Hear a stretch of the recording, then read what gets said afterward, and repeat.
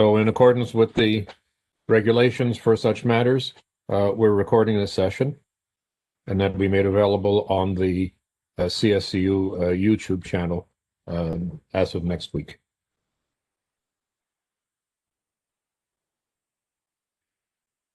And Lois? I'm here. Welcome. Thank you. So I want to start with the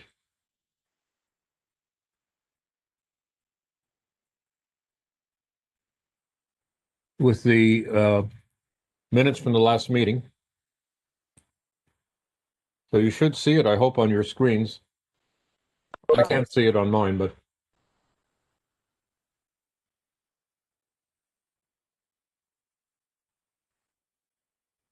are there any modifications to the minutes of the last meeting? As you can see, Lois likes to put a large, big blue draft on it. Sometimes green, sometimes red. Well, okay. Perhaps we can go for yellow. Yellow, I've done that too. All right. Not hearing any modifications, I'm going to ask simply for a yay, those who are in favor of the adopting the agenda, the minutes of the meeting of November 20th, 2020. Those in favor, simply say yay. Yay. Yay. Yay. Any nay? Okay, good. We've adopted that agenda. So let me go, those minutes. Let me go to find the agenda for today.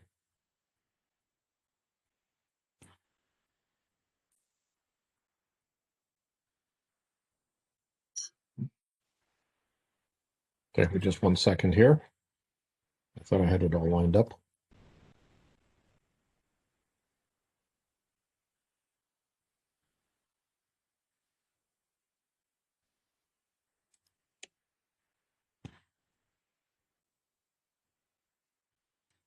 Okay, are you able to see the agenda now? We're looking at the minutes still. Still looking at the minutes? All right. Yeah. Oh, because it's an acrobat. Okay. I'm going to stop sharing. Alina, I Do you just want me to sent you copy it into the chat again? Yeah, I can do that. I just sent you the name of the book, Alina. In the chat. Thank you. And I will share now the agenda.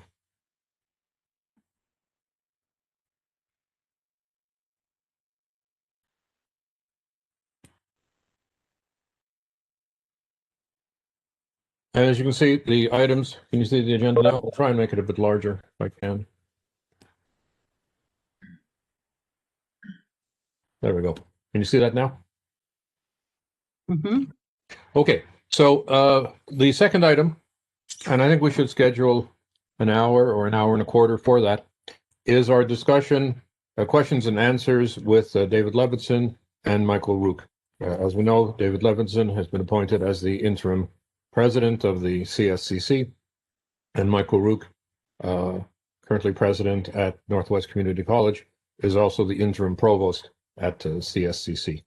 Kalina, do you want to take over and deal with the questions and answer period? I guess so. So we received answers in writing, right? Already from you two, and welcome, Dr. Thank you. It's nice to be here. Thank you for being here. Thank you for your invitation. Sure. Likewise. Thank you. Thank you. Since we already have your answers to our prepared questions, I think just an open discussion would be good. That sounds great. Yeah. No, we're really here. Start off with something. Sure. Yeah. No, we're just Mike and I are here. Really, we want to engage in conversation. We appreciate the questions that you raised, and what we sent back was really a rather short response to those questions, and assuming and hoping that we'd have further conversations. So again, Mike, I don't know if you want to say anything in addition to that, but again, just want to thank you for the opportunity to be here this afternoon. Yeah, thank you. And please, I'd like to extend my appreciation for the invitation to join you this afternoon. So again, any good organization is built on the foundation of solid communication. So I think this is in everyone's interest to share concerns and to listen carefully. So thank you.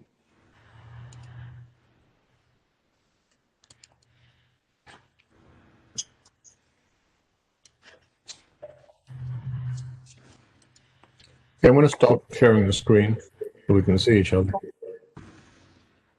Nice. So does anyone want to jump in with a question or comment on the answers? Should go question by question, Yeah. Kalina? Let's go through them. I'll share those unless you want to see each other. The first question was the rationale for elimination of department chairs. Okay. And I think that is a significant question because we see in the organization chart that basically department chairs are eliminated in favor of associate deans. And that is an unusual situation, certainly for those of us at the university. That is contrary to how we proceed. Associate deans at the universities are associates to the dean and handle things like scheduling of classes, load reports, curriculum matters that were brought to their attention from the various departments. This is relative to the functioning at the universities, a highly unusual procedure, and one which, to be honest, I would characterize as unfortunate, because it does seem to limit and detract from faculty governance and control of curriculum in particular. But I leave the answers now to you two. I think, David, I think there's also a workload issue here. Based upon the description, the answer was that the department chairs would be, or there'd be disciplinary leads that would receive 9 hours of AR time. As someone who was a department chair, the workload is much more than 9 hours a week. I can't imagine anybody applying to be a disciplinary lead and supervising all of those adjuncts, particularly in disciplines like English or math. Okay, without the department chair compensation that we currently have. Another problem is these jobs are not going to pay six figures, so you're not going to get senior faculty, I don't think, to apply for them. They're going to be relatively junior faculty who don't necessarily have the experience and the trust, quite frankly, of the people they work for. Of course, another problem is these people are going to be removed from the campuses, I presume, and that most of the people reporting to them won't even know the person they're reporting to, and vice versa. Unlike the chairs who know intimately the people they're working with.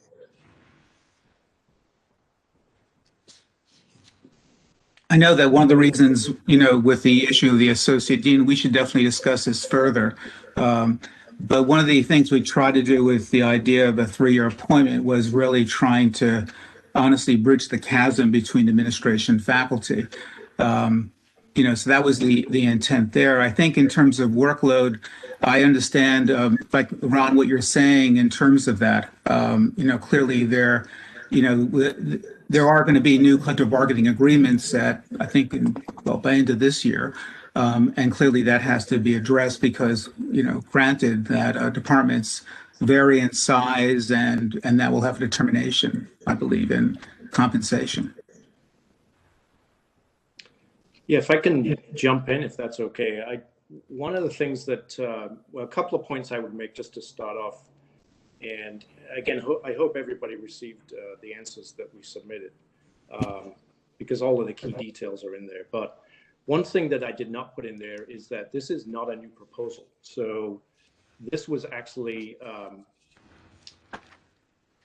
proposed back in 2017 when I was initially involved in the reorganization of the colleges. And actually remember working with both co-chairs of FAC at that time and discussing this at length. So the other thing I would say is, if you look at the current 12 community colleges, and again, I based on the conversations I have, people tend to look at how this affects their particular campus. But what you have to do is take a 12 campus perspective, because what you will find is the structure across the 12 colleges in almost every single thing we do is different. So we have one community college that has no department chairs at all. We have probably the majority that have department chairs and some form of division directors. We have some colleges that have division directors and associate deans. We have some colleges that have department chairs and associate deans, right? So we have all of those combinations. And in a single institution, you can imagine that at the colleges you all work at, you would not have multiple structures within that college. And so the same rationale has been applied here, that we have to have a consistent academic structure across the 12 colleges. I think it's a fair point to debate what is the right way to do that, but I hope everyone will concede that you have to have a consistent structure across a single institution with however many campuses it has. And if you look at the models that exist nationally, we took a careful look at those. And while this may not be the case in Connecticut, it certainly is in other large community college structures with multiple campuses. So I'll pause there. Could you give examples of the other colleges that operate this way? Or the key ones that you might have looked at? Yeah, I can't in detail, but my involvement with that research was done, several years ago. But I believe, community colleges in Florida and Texas, Indiana, and even Rhode Island to some extent, right? So there are, and again, this is a relatively rapidly moving concept because, as I'm sure you all are aware, Connecticut is not the only state to be considering something like this. And so mergers of community colleges are going on across higher education, all right, both at the four-year level and at the community college level. So we will see a variety of additional examples emerging over that time. Would you agree that the differences we see across the 12 institutions are the result of the size of those institutions?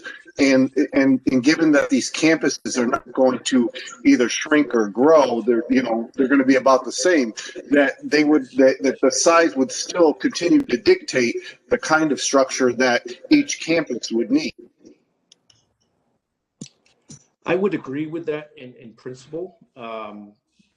Let me add one additional critical point here, right, is that the single college has to have, which a college with 12 campuses is a very different organization than 12 separate entities, right? And the academic departments that have been imagined are spanning all 12 campuses, right? That is not the structure that we have now, nor do we have anything close to it. So it's a very different organizational structure, and what was proposed is a way to address that. So when you have academic departments, there will be departments based on discipline as opposed to based on campus location, which is how they are now. So what I would agree with is that the size of the campus will heavily reflect how many people are likely to be involved in the administration of the curriculum across those campuses. A small campus is going to have fewer people than a large campus, obviously. That is true, but it's very different. I think because of the way that the new organization will be structured, I think we have to come up with a structure that makes sense for an organization of that size and complexity. Again, it's worth noting a 58,000 student college of higher education, as we would become, would be the largest institution in New England. And again, when we did this research, when I was involved in the research 3 years ago, we were, I think, the 5th or 6th largest in the country. That's probably changing rapidly because other mergers are going on at the same time as ours. So Yeah, I think if I could just add to what Micah said, I think the current structure is certainly in part size, but it's also really the product of how administrations at the colleges have wanted to organize the operation. There are a lot of differences, and there was really no one size fits all. So I think if you look at each of the 12 colleges and you look at the history, what you would find is that in part it was due to resources, in part due to size, but also whatever the administration at the time or at the various times thought was advantageous for the college. So there was never really any standard model. Everyone kind of honestly did their own thing.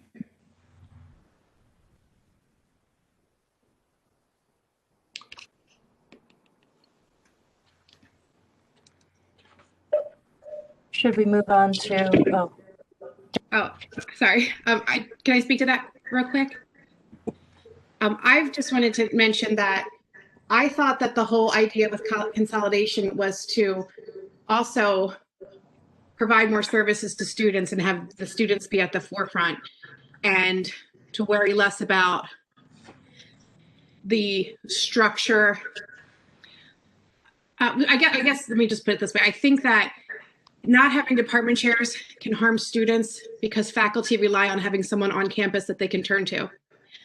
I can't tell you how many times I popped down the hall and talked to my chair about an issue that was happening in the classroom that was complex. We have students with lots of different issues, and it's nice to have that person who knows you, knows your teaching, knows the students, knows the adjuncts, et cetera. So I think it's a real loss. So I appreciate whatever your structure is in terms of cost savings, but it's a loss. Yeah. Well, can I respond to that?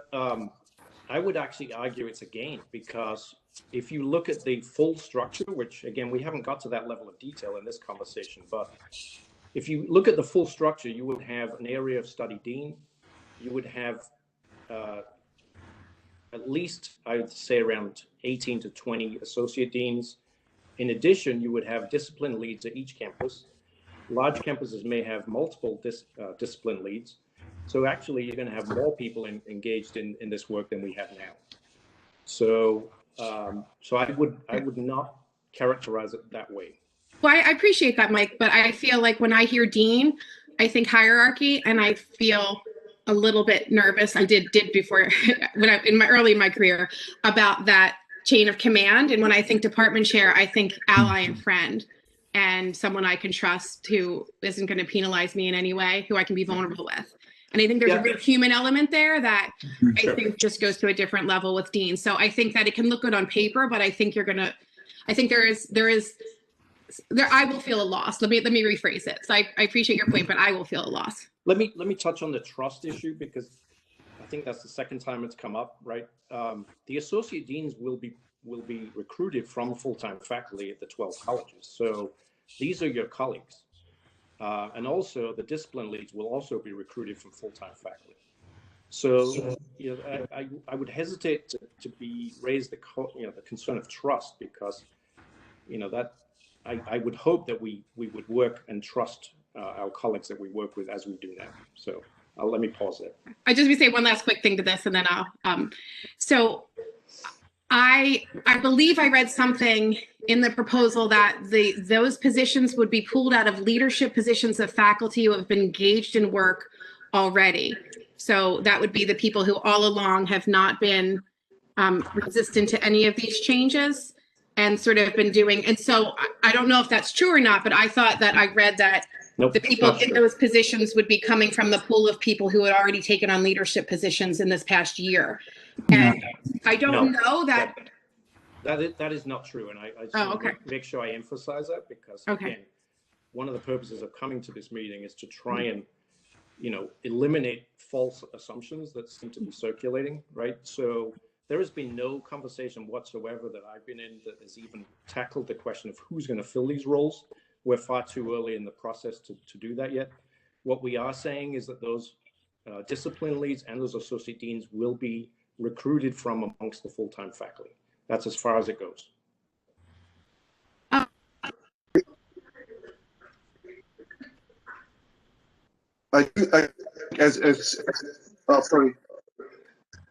as someone who has served both as an associate dean and as a faculty member, I can tell you that there is a huge difference in the expectations in terms of your relationship with your colleagues as an associate dean. There's no job security for associate deans. There is tenure for faculty.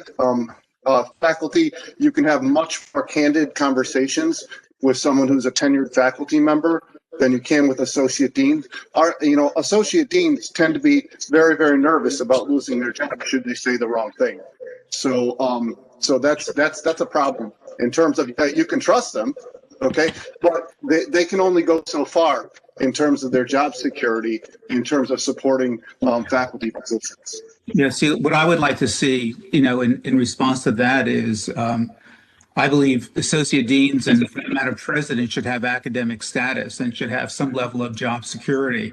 I understand what you're saying. And I think unfortunately in our current world, we have such a division between faculty and administration. And, when I look at, other institutions, and again, not so many community colleges for reasons I never could quite understand.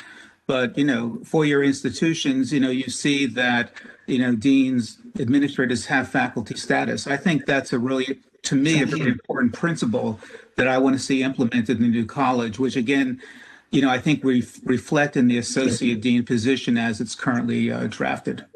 Again, let me address an answer in what I submitted, because again, we have not discussed this yet, right? And so if you look at the answer that was sent to you, it does say in there that associate deans will be selected from among the disciplinary faculty and assigned to a temporary, emphasis on the word temporary, administrative role for a period of 3 years. And then they would essentially go back to being full-time faculty. So it is a temporary administrative assignment. So faculty would still have tenure either before or after they serve in these roles. Okay. So hopefully that addresses your question. Yeah. Would the associate deans be limited to that 1 year term? I'm sorry, I didn't hear that, David.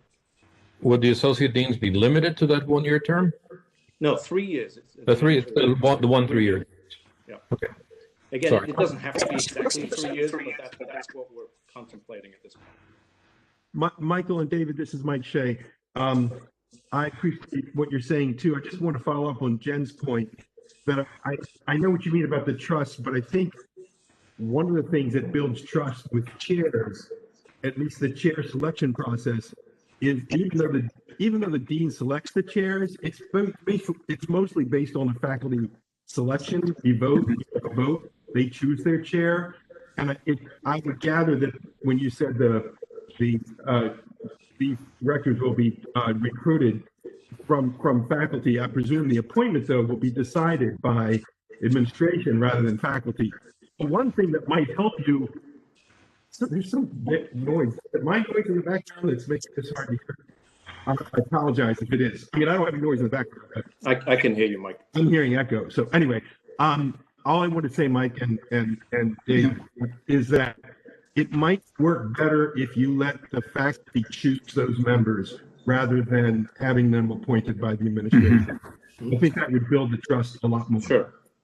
Sure, good point. One way to do that would be to select nominations, which I believe is how most colleges that have department chairs do it now, right? Departments submit nominations or recommendations, and then administration selects from those. So there's no reason why we couldn't continue to do that. And the only other thing I would add to that is it might be wise to actually select the person that got the most votes. So, that's. Yeah, I understand. Yep. No, I do appreciate that. Thank you.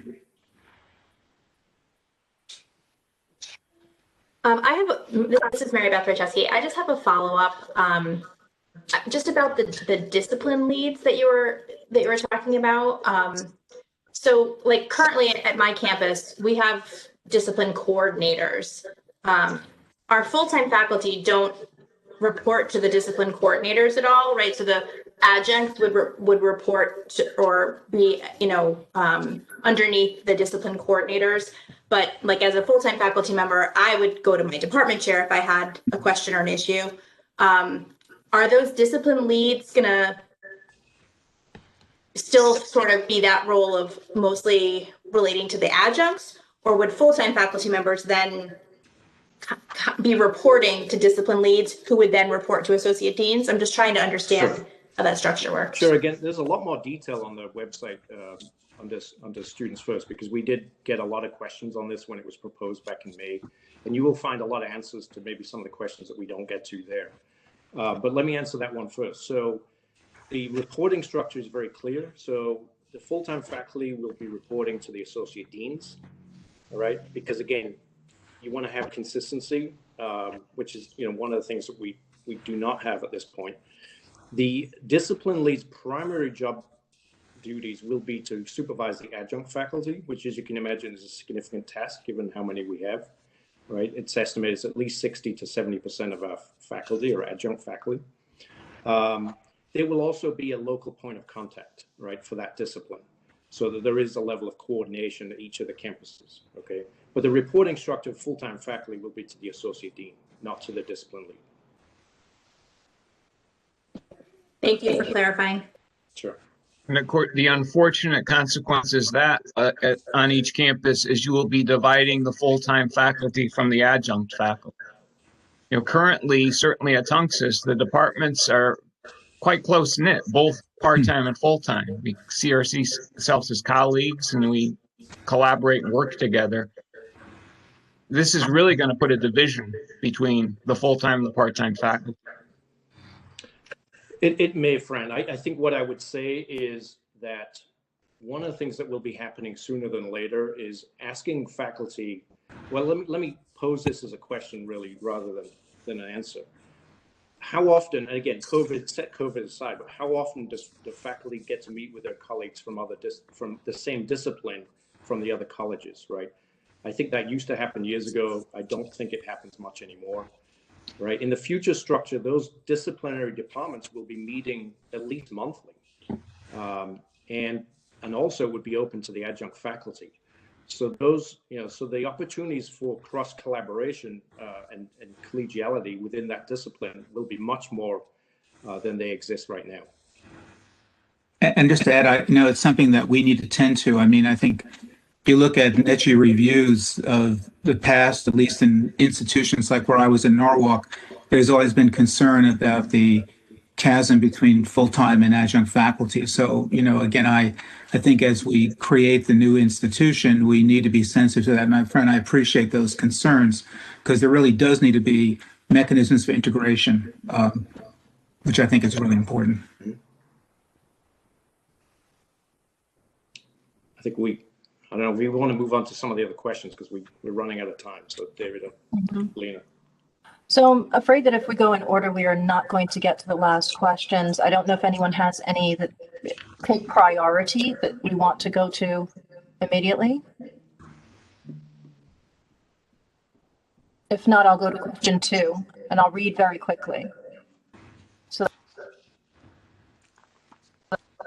So folks can follow along. All right, so the question was, would you please explain how faculty who will be reporting to associate deans of programs and disciplines, most of whom they will not know, and who will be us? So part of that got answered here. Will retain primary responsibility for the content, quality, and effectiveness of curriculum and have a substantive voice in matters of educational programs for personnel and other aspects of institutional policy that relate to their areas of responsibility and expertise. That's NETCHI standard 3.15. David, would you like to answer or shall I? Oh, go ahead, Mike. I mean, I think, maybe, well, let me not continue, Mike. Why don't you go ahead? I don't want to overtalk. Oh, that's fine. I mean, again, I would urge people to review the answer that we gave, right? There's a lot of overlap between this question and the last one, so I won't repeat what I've already said. But again, the idea of do we know our colleagues, right? If you're meeting monthly, you will get to know your colleagues much better, I would argue.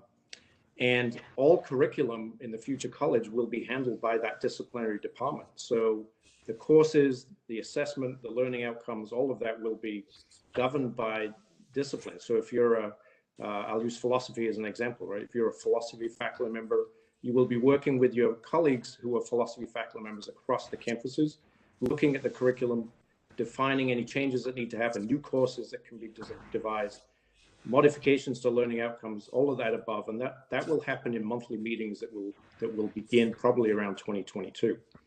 So I would argue that that structure fully meets the standard that NETU requires, and if anything, is actually going to improve our opportunities for communication across those disciplines. Yeah, what I would just add to that is the whole practice of peer review. I think it would also strengthen that, because in our disparate academic structure now, it's really hard for people to engage in peer review given from other disciplines. I think and I hope that this would strengthen that, which I think is a very important part of governance. How large would these meetings be? And if people come to impasse, how would they make decisions? I think that question is best left to the department, right? So, I mean, departments have disagreements all the time. I'll say that carefully, but having been in higher ed for my whole career, I'm sure that's the case. And I think each department will need to develop a process for sorting those things out. So that's how it's done now, and I don't see that changing. I guess I would only express the fear that this structure will reduce interdisciplinary work, that it'll be very difficult. For instance, we created a cybersecurity degree by bringing together criminal justice faculty and our computer information systems faculty. I think faculty working in disciplinary silos will make that kind of really innovative response to community needs very difficult. No, I think that's a really good point. And I think we need to account for that, at the college, because if I just, again, think back to the time I spent at NCC, the interdisciplinary courses, I thought were many of the most exciting. And my own experience in teaching, this is many, many years ago at a FIPSI-funded urban studies program. I was at Merrimack College in North Andover. We had people from 6 different disciplines running that program. And, to me, that was about, oh my God, 30 years ago, whatever. But that was the most exciting teaching I've ever done. So I think, Ron, that's an important point. We really need to account for that because we don't want to go in that other direction. I totally agree with you there. Yeah, and I would just add that there's nothing precluding faculty from meeting with each other, right? Again, that is not prohibited by any means. Go ahead, Jen. Sorry. I just had a quick statement, unless they want to reply. I just put in the chat, there's a line in your response that states, faculty and staff have been at the core of guided pathways design in Connecticut. And I served on the ACME committee briefly for just maybe for the end of last fall semester. And by December, there were only 25 people who were attending who were faculty, several of whom were told they had to attend.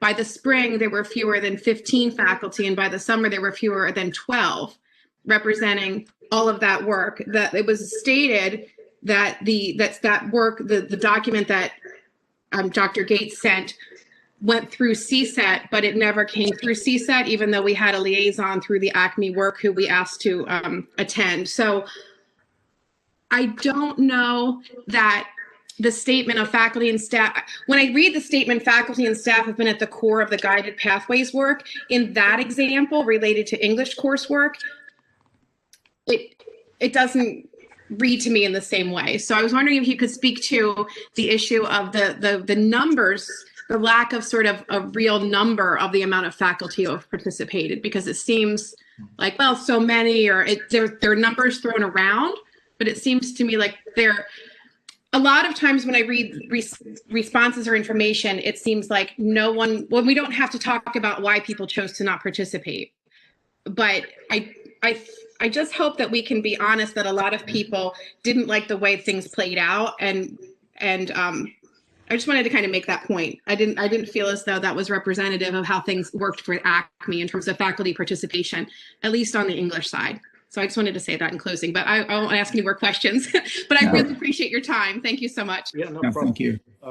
I would say math is also part of this, right? So it's not just English, but I don't have a complete understanding because I was not involved in the ACME work. What I will tell you is when you look at when it began, I think in March of 2019, I believe, There were around 38 faculty involved. There were 2 CEOs, 2 deans, 15 members from the state universities, and 2 members from UConn. Right now, that may have changed, and I don't disagree with what you're saying, Jen. People have removed themselves from this process, and that I'm just acknowledging that, right? But I don't think it's fair to say faculty have not been part of the process if they were and then they removed themselves. I think that's it's difficult to have it both ways in that sense. Yeah, I think it's the word. I think it's the word core. I think core suggests that there's like a really strong group of people, like a lot of people, that there's consensus. And so I just wonder if we can look at the precise use of language in that way, relating to the numbers of, because I feel a disconnect as an outsider looking at this, that there might not be the same faculty buy-in in some of the things that I've read where it's suggested. And I think that's one of the things that makes people feel uncomfortable. I'm just being honest. I'm sorry. Sure, I appreciate it. What I'm told on the math side, the faculty have been extremely engaged and have gone through a number of processes. So yeah, I think more so, but I also think the Dana Center representatives their work is based in math. And so it didn't translate in the same way in English. So that's totally fair. Thank you. Sure. And just the other thing I would add, is that we would really welcome people to get re-engaged. I mean, at least I and Mike were not part of this. We can't really, we can't speak to what has happened, or we didn't have agency involved in that, our own efforts. And we would really welcome re-engagement. I mean, that's in many ways why we want to be here and come as often as you will have us. To really create and really create a sense of trust. And I understand, where things are at the present time, but certainly want to do whatever we can to just re-engage people and listen to concerns that folks have. So thank you for bringing that up. I can just say that our math faculty at Mogadic Valley were very involved. And the problem is that when the proposal and was presented to them, they did not see the result of their work. That the ACME suggestions, many of them were not accepted or were changed or modified, and they are incredibly upset. In fact, the fact that they did participate, and yet their suggestions were either ignored or twisted in the final document, has made them even less likely to participate in future endeavors. And yeah, this speaks again to Kalina, what Jen was. Fred Latour who'd like to speak. Oh, sorry. Go ahead, Fred. Yeah, I can definitely confirm from the perspective of math that there was very little faculty involvement at the CSUs, and my understanding is that also at the community colleges. Most, if not all, of the math faculty left before the report came out, significantly before, because they really understood that their opinion was not listened to. And the ones that stayed till the end confirmed that the opinion of faculty was not really taken into consideration. So, I can definitely confirm that for math, it was basically the same thing as for English, meaning that there was no meaningful faculty involvement. And this is Mike. Can I speak up for a minute, please? Sure, go ahead. Yeah. Just want to say that I think the proof is in the pudding, in one sense, that now that it's been circulated, the information about the faculty and the math and the English, I think the fact that it doesn't seem to be getting much support, and in fact is getting a lot of pushback, is an indication that even if there was faculty involved, maybe there wasn't enough or something. In other words, you know what I mean? It's turning out not to be a popular approach for lots of reasons that I think we'll be able to talk about, but something's not working, right? It's not just a bunch of unhappy faculty just for the sake of being. I think, it's not working as a proposal, at least on most of the campuses up here. So there's a misalignment of some kind, even if faculty weren't. Could you speak to that first? I mean, David or Michael?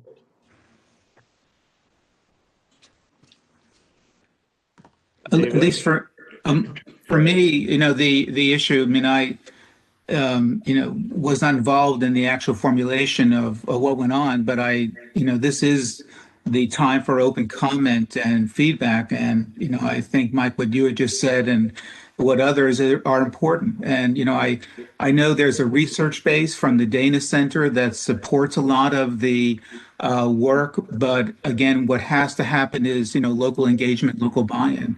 And so, I think this is the month of responses to ACME. And, it's important that people voice their concerns as you are now.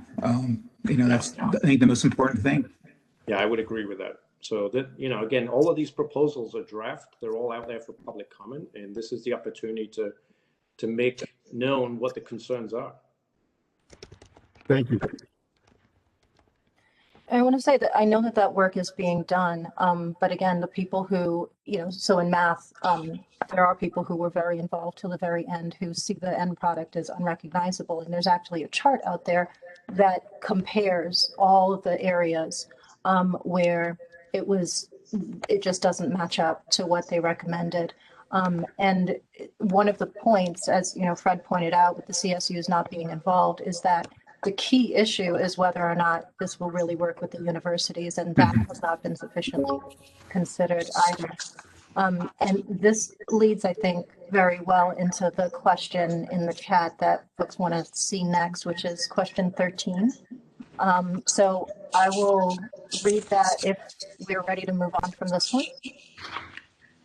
Paul, I think, had the question. Well, actually, my comments are going Yes, to for that. segue to Kalina's. Thank you. And thank you, Dr. Levinson and Dr. Root, for being here.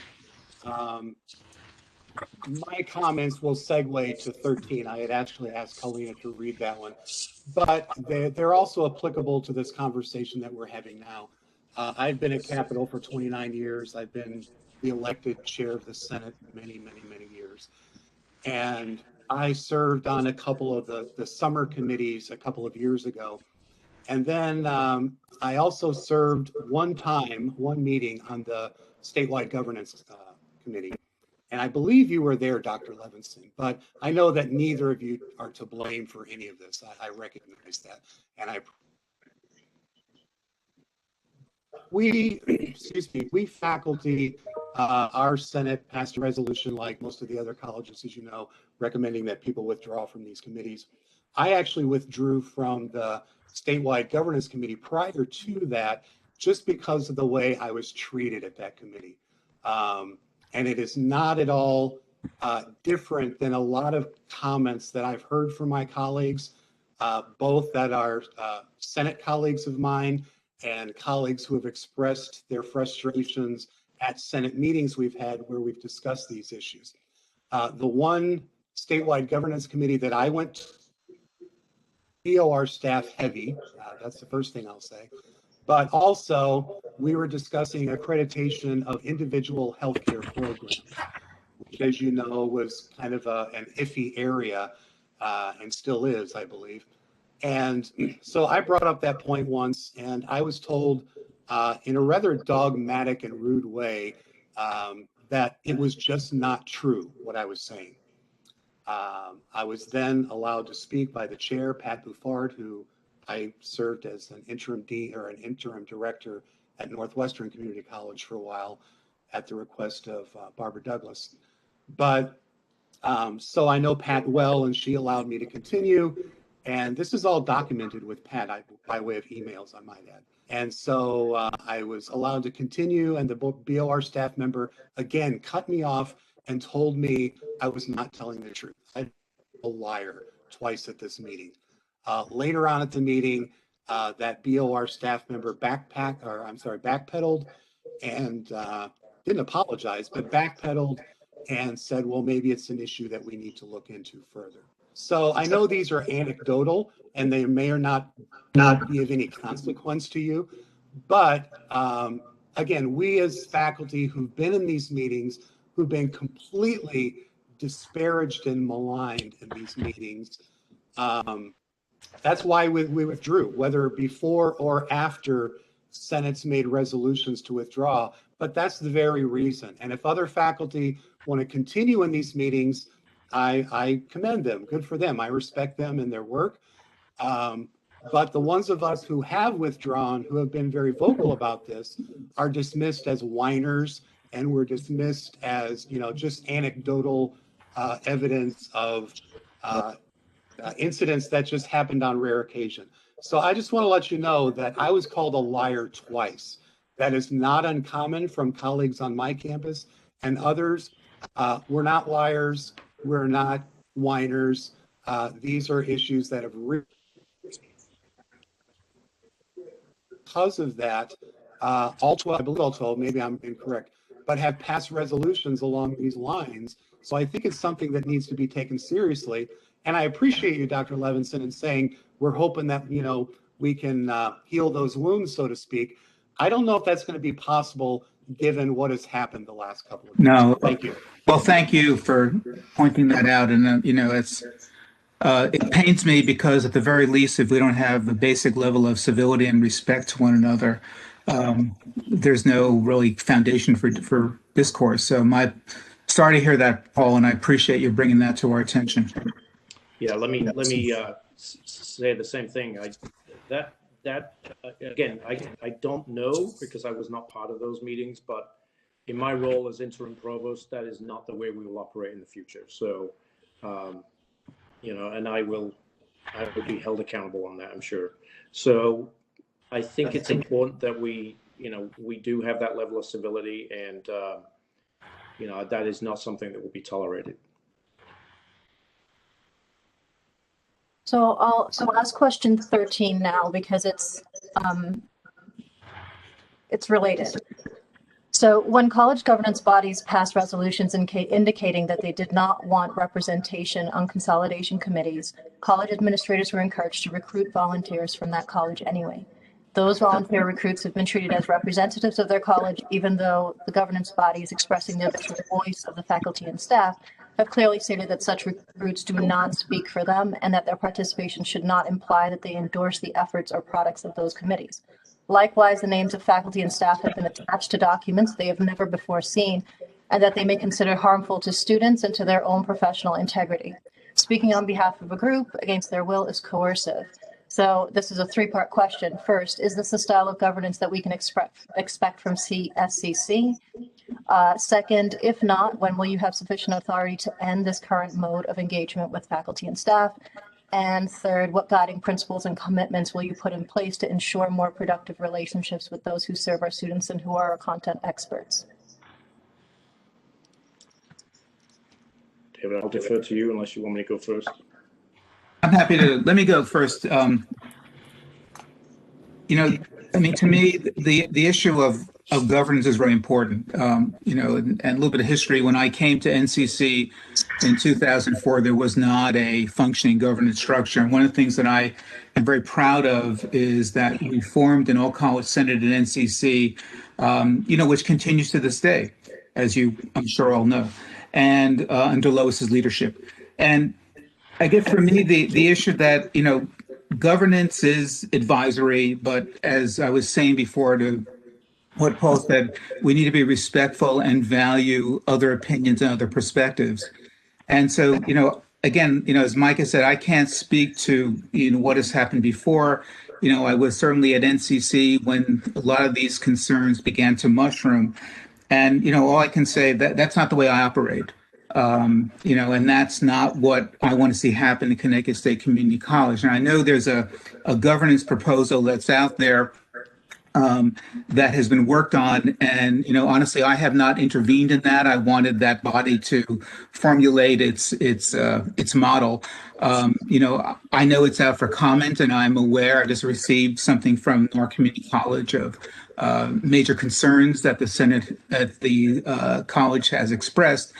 But, you know, again, I hope we can focus on a structure, and a structure that is meaningful, that's respectful, and that gives people input. I think we all realize that, you know, the Board of Regents has the final say in all matters, and technically, for the most part, any governance is advisory, but it has to be respectful. People have to hear varying perspectives, and there just cannot be the vilification that, you know, folks are reporting. And again, that will not happen under my watch, and I just am sorry for that. Mike, please.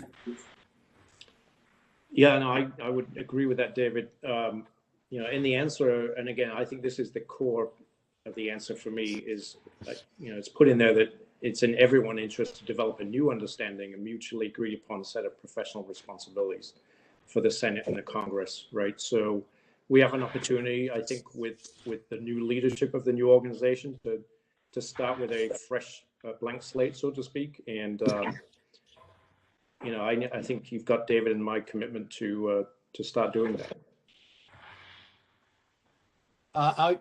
If I could just add one more thing, I certainly wouldn't cast aspersions at any one group of people.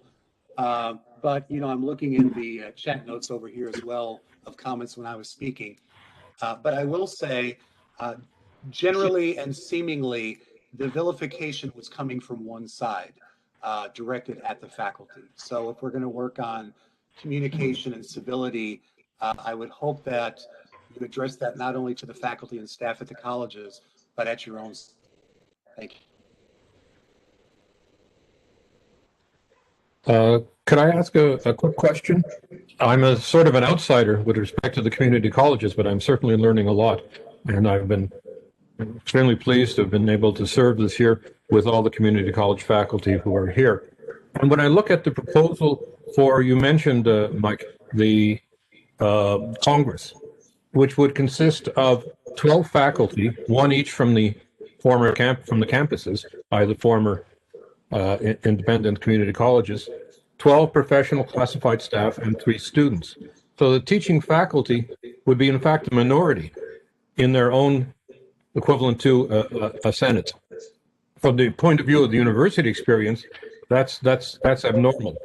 Faculty are the vast majority of members at a Senate, with the understanding, of course, that the proposals that they make are submitted to the president of the university, in the case of the universities, who has the veto power. So this is not an absolute last say, but nonetheless, it's important to have a majority of faculty. Yet the proposal which has been circulated would have faculty being only 37% of their own governing body.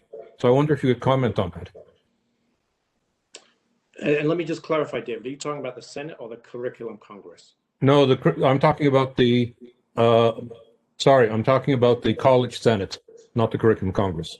All right. So let me just, I want to make sure I get, so I'm looking at the document that's out there. So again, let me just review this. So there are 27 members in the Senate in the proposal, 12 of which are faculty, 1 from each campus, it's noted there, and 12 professional staff and 3 students. So that's the proposal that the group, put forward. And you'll note that it's very different than the Congress, right? The Congress is, the Curriculum Congress is very heavily faculty, as I would imagine you would want. So, and there is a rationale that's in the document that talks about what the makeup of that group should be. So there are 2, again, I think one of the differences I would emphasize, and again, I was not part of these conversations, so it's difficult to represent what the thinking was. But the difference between, for me, the Senate and the Congress is the Senate is a campus-based composition. So there are 2 members from each of the campuses that make up the Senate, whereas the Curriculum Congress is more disciplinary-based, and there are members from each of the areas of study, right? So it's a very different composition. One is more representative, the other one is more location-bound. But it is a curiously small number of people for the number of faculty and, for that matter, professional staff that must exist at the current 12 campuses. And just, again, as an outsider, being involved to the extent that I have now as chair of the FAC for the last year, it strikes me that there are really a sort of a lack of coherence between the faculty, the Curriculum Congress, which is based on the 6 study areas with 3 people from each of the study areas, but no 2 from the same discipline. That seems to me a rather small group of people to represent a number of disciplines that there are. There will certainly be disciplines that will not be represented at their own Curriculum Congress. Right. But then you move to a geographically based basis for the Senate, where faculty then would be a minority. And then the third component gets entirely left out. We have it's not clear to me how the three regions, and you have three regional presidents, how that fits into this whole thing. So that was my concern. Yeah, the regional piece, is not reflected here I think for the reason that the regional structure is really more administrative. It is not, curriculum is not done regionally, right? And so, the proposal, I believe, that the group came up with is reflecting a single college with 12 campuses, not a regional structure, right? So it's important that we don't end up with 3 sets of curriculum or 12 sets of curriculum, that we have one, okay? So I think that's the way I would look at why the regional presidents are not involved in this process, because it has to span a single college, not 3 regions.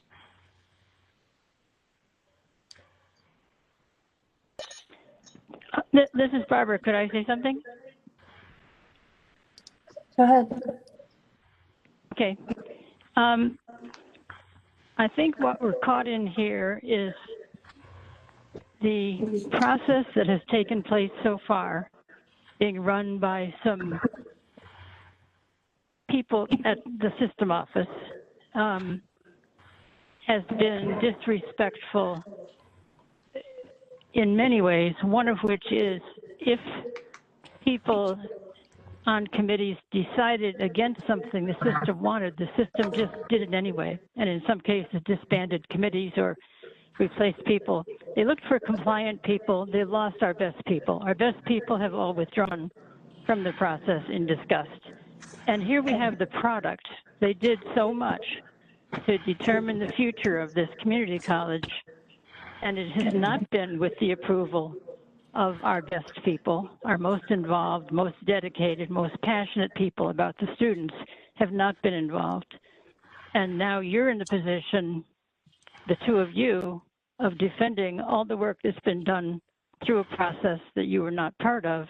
And it's, I imagine, a somewhat uncomfortable position. And for us, I think we need at some point to hear from you that we're starting over on some of these things. We're going to have a new process, and it's going to be done right this time.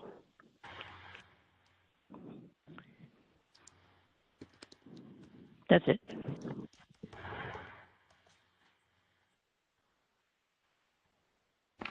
Hello, Barbara. David Go Levinson. ahead, David. No, I'm sorry.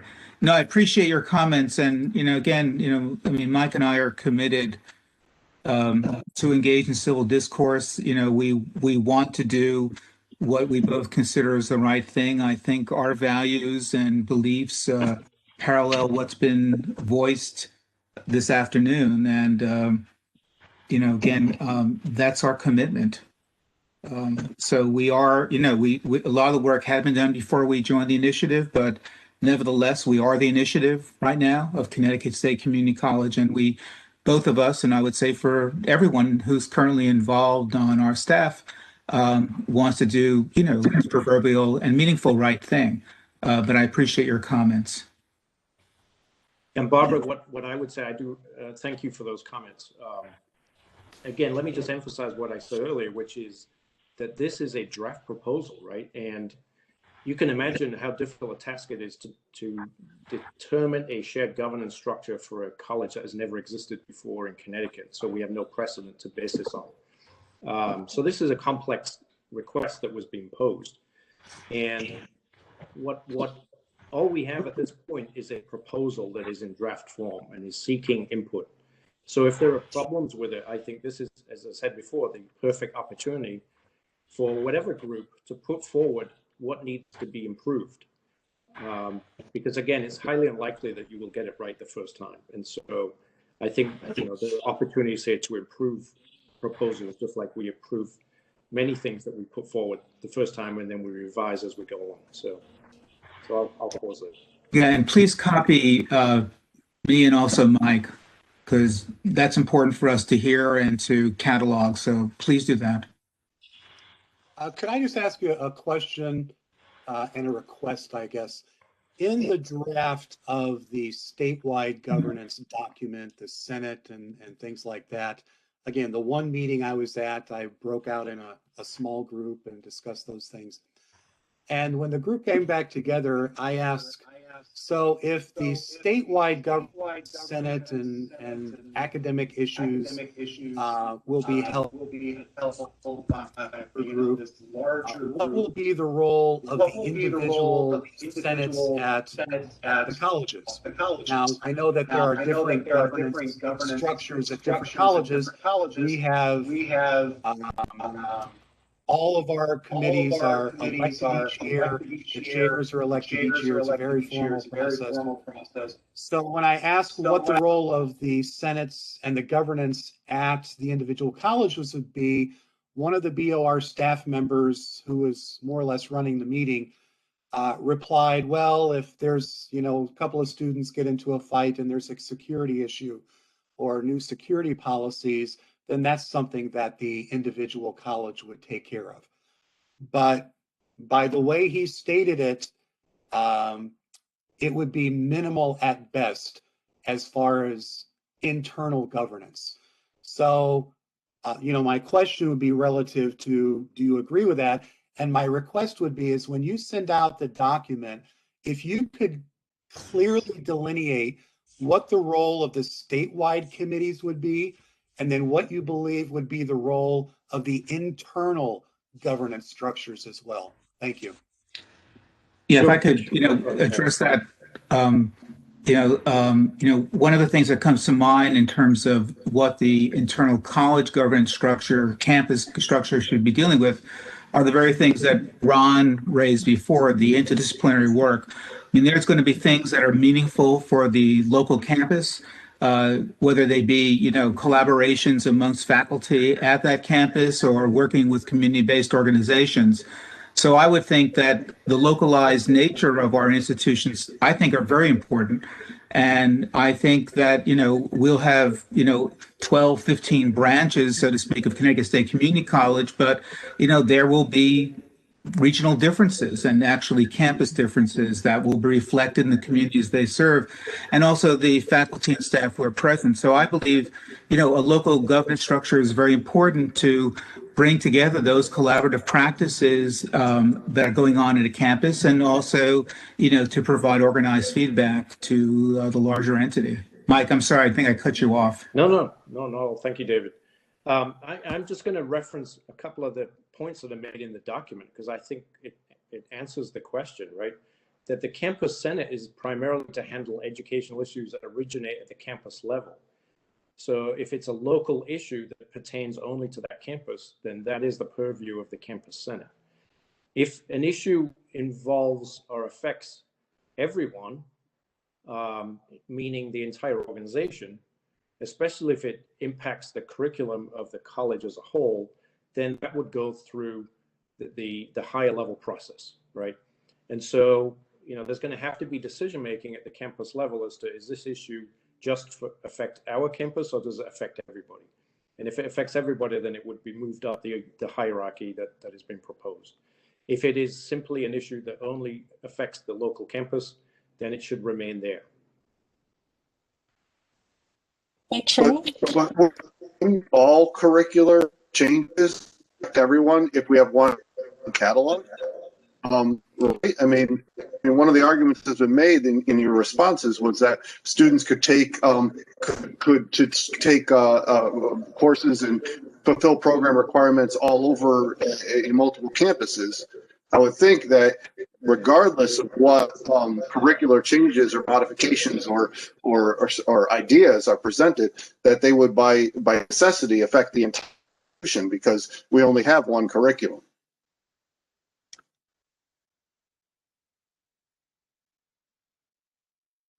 I think Mike, you're muted. Mike, I'm sorry. Your mic's on mute, Mike. Sorry about that. You're correct, Ron. I was not talking about curriculum. So you're right in the sense that curriculum affects everything, right? And so that would have to go through the higher level governance process. But I'm talking about other things that, it could be a smoking policy or a parking change, a change in where parking happens, right? Those are my two favorite issues from my days at Manchester. And those issues don't pertain to the other campuses, so they should be considered only by that campus senate.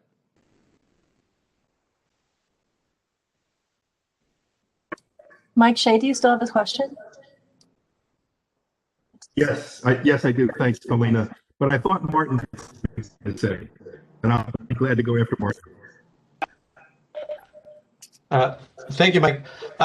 Same thing like David. I'm an outsider, so I'm the chair of the Department of Political Science, Philosophy and Geography at Eastern Connecticut. So my question, I have two things, and obviously there's a loaded agenda for for what you have to discuss with my colleagues at the community college level. And I don't expect a long answer, but I would like to hear your first reaction to this, to a couple of comments. One is I'm new to this committee, and my idealistic idea about joining this committee is that the Board of Regents, right, is doing all these changes, trying to satisfy a political agenda. They will come to a committee like this to get some feedback. We want to know what faculty would feel about this, what are the workload, or what are your responsibility to understand better how the system works, right? So this committee would provide advice to the Board of Regents, right? And then some decisions should be made based on this notion of shared governance. My question to you, obviously you're at a different level, but my question or comment to you is, or curiosity is, how is the dynamics with the Board of Regents, right? Because to me, when I hear what's going on at Eastern and the other 4 universities, the part of the discussion is that the Board of Regents is not really getting any feedback from faculty, from senates, and so on. So they're acting independently. So my question or curiosity about you is, how's this dynamic with you? And perhaps I mean more of a proposition moving forward, right? So what would be the best way to reconnect with the Board of Regents so the Board of Regents actually get some input before all these decisions are made? That's one. And the other one, very unfair, we need probably a long discussion about this, at least I want to provide as a comment. It seems like you're building this new model. It's not necessarily from scratch, but you have to, there's a lot of reshaping of the whole system. What are your views on the notion of diversity? And I think, part of the discussion and something that it's we don't hear that much is there's a lot of noise about diversity, but there's little action in terms of what is actually being done. And when I say diversity, it's on both sides. So on the one hand, diversity from this internally in these institutions, right, to guarantee equal access to access that reflects the demographics of our state, right? And but at the same time to students, right? Because part of the role of the community colleges is to reach out to this groups that traditionally don't have access to formal types of education, right? So again, I think I'm not expecting any long answers. Just your first reaction. That would be utmost welcome. And thank you for being here. Sure. Let me diversity first, and then certainly we'll talk about the board. To me, what gave me the most satisfaction by far at NCC as president 15 years was the diversity of the student body. I mean, we became proudly a Hispanic serving institution, Title V, while I was there, and we not only valued, and we worshiped the diversity. We had students speaking 70 to 80 different languages, and that was to me so important. The issues of diversity and inclusion to me are critical. They're critical because I'm very involved and very aware of the anti-racist, white supremacy concerns that have been raised. I believe racial divisions, ethnic divisions are the most probably important quagmire and chasm that separates us at the present time. I feel that the community colleges disproportionately serve Black and Brown students, which is one of our strengths, and yet the resources we get are insufficient. So I think those concerns are really important. I know they've been raised certainly in the comments that we received. And that again to me is very much my core of my values of social justice and equity. The issues of equity, I was very happy to see the New England Commission on Higher Ed is including issues of equity and diversity in its revised standards come July 1. So institutions are going to have to prove this, not just provide lip service. So I think that our regional creditors are going to be holding our feet to the fire as they should, which I think is a very, very positive development. So to me that's critical. And if it's, Connecticut, not going into a long sermon, of course, has horrendous inequities that have only been brought out even more by the pandemic. And although the colleges can't do everything to correct that, I think that's an important thing that we need to try to do. Again, working with, nonprofits, non-government organizations in our communities, working with K to 12 school systems, et cetera. So I think that's critical to me. So thank you for raising that. Yeah. The issue with the Board of Regents, I do think the regents are involved. In the last week, have gotten a lot of inquiries from board members, everything to do with the governance structure, to issues of finance and concern about what is happening in our system in our state. I think the board needs to be involved as they are with us. I think the more involvement, the better. Not involvement where they micromanage what we do, because that's not their business. And that's not what I consider their role in governance. But they need to be engaged. They need to be advocates. They need to be representing us, of course, in the state legislature and beyond. So I think that I've been in touch with board members. I feel I have a very good relationship with them. They've been openly communicative to me and with me, and have raised concerns, which I think are very important. So, but Mike, let me please. Thank you, David. I completely agree with that. And what I would say in terms of an actionable item, we are building the entire premise for the new organization on equity, diversity, and inclusion, right? Because that is why we all choose to work where we do. The reason I choose to work at a community college is for that exact reason, because of my commitment to helping students that are disadvantaged. So every process that we develop, every policy, we will move forward. And I think what we need is a position that is tasked with making sure that we're looking at that question at every turn, that we're holding each other accountable, that we are truly doing that. I don't think we're doing that adequately right now. I don't think the students, again, we said in one of our answers, I think it was to question 4, that a student ought to get the same level of service no matter which campus they happen to step foot on. I don't think we can honestly say that right now. So it's not just inequity for students' lives, it's also inequity in terms of what resources the campuses have to serve the students in their area. And I think, those are all difficult questions. And I think that for me is what's driving my interest in this process. Thank you. Given that this college, as you just said, is driven by this equity goal, and I think there was even an article that you co-authored, David Levinson, about it being an anti-racist institution. What is it that's unique about this new institution that isn't, is a lot of the things that you just talked about, the K through 12 connections, the community connections, these are things that we already do in our community colleges. So what is it that's unique about this new institution? I know the one thing that is mentioned in your answer, in your written answers, is that all programs will be available to all students. And in theory, that is true. But in reality, we don't know if students can get to the locations that those programs will be offered. So could you speak more to the unique goals? Sure. Now, if you look at the value statement that the board laid out when they created Connecticut State Community College, issues of equity are centered there. To me, the reason for doing what we're doing is to promote greater equity in the state. I mean, Mike responded to the internal resource issue, which is very inequitable. I can just my experience in our community college, which is wonderful. We had a foundation that raised millions. We're coming from Fairfield County. That's not the case in many other parts of the state.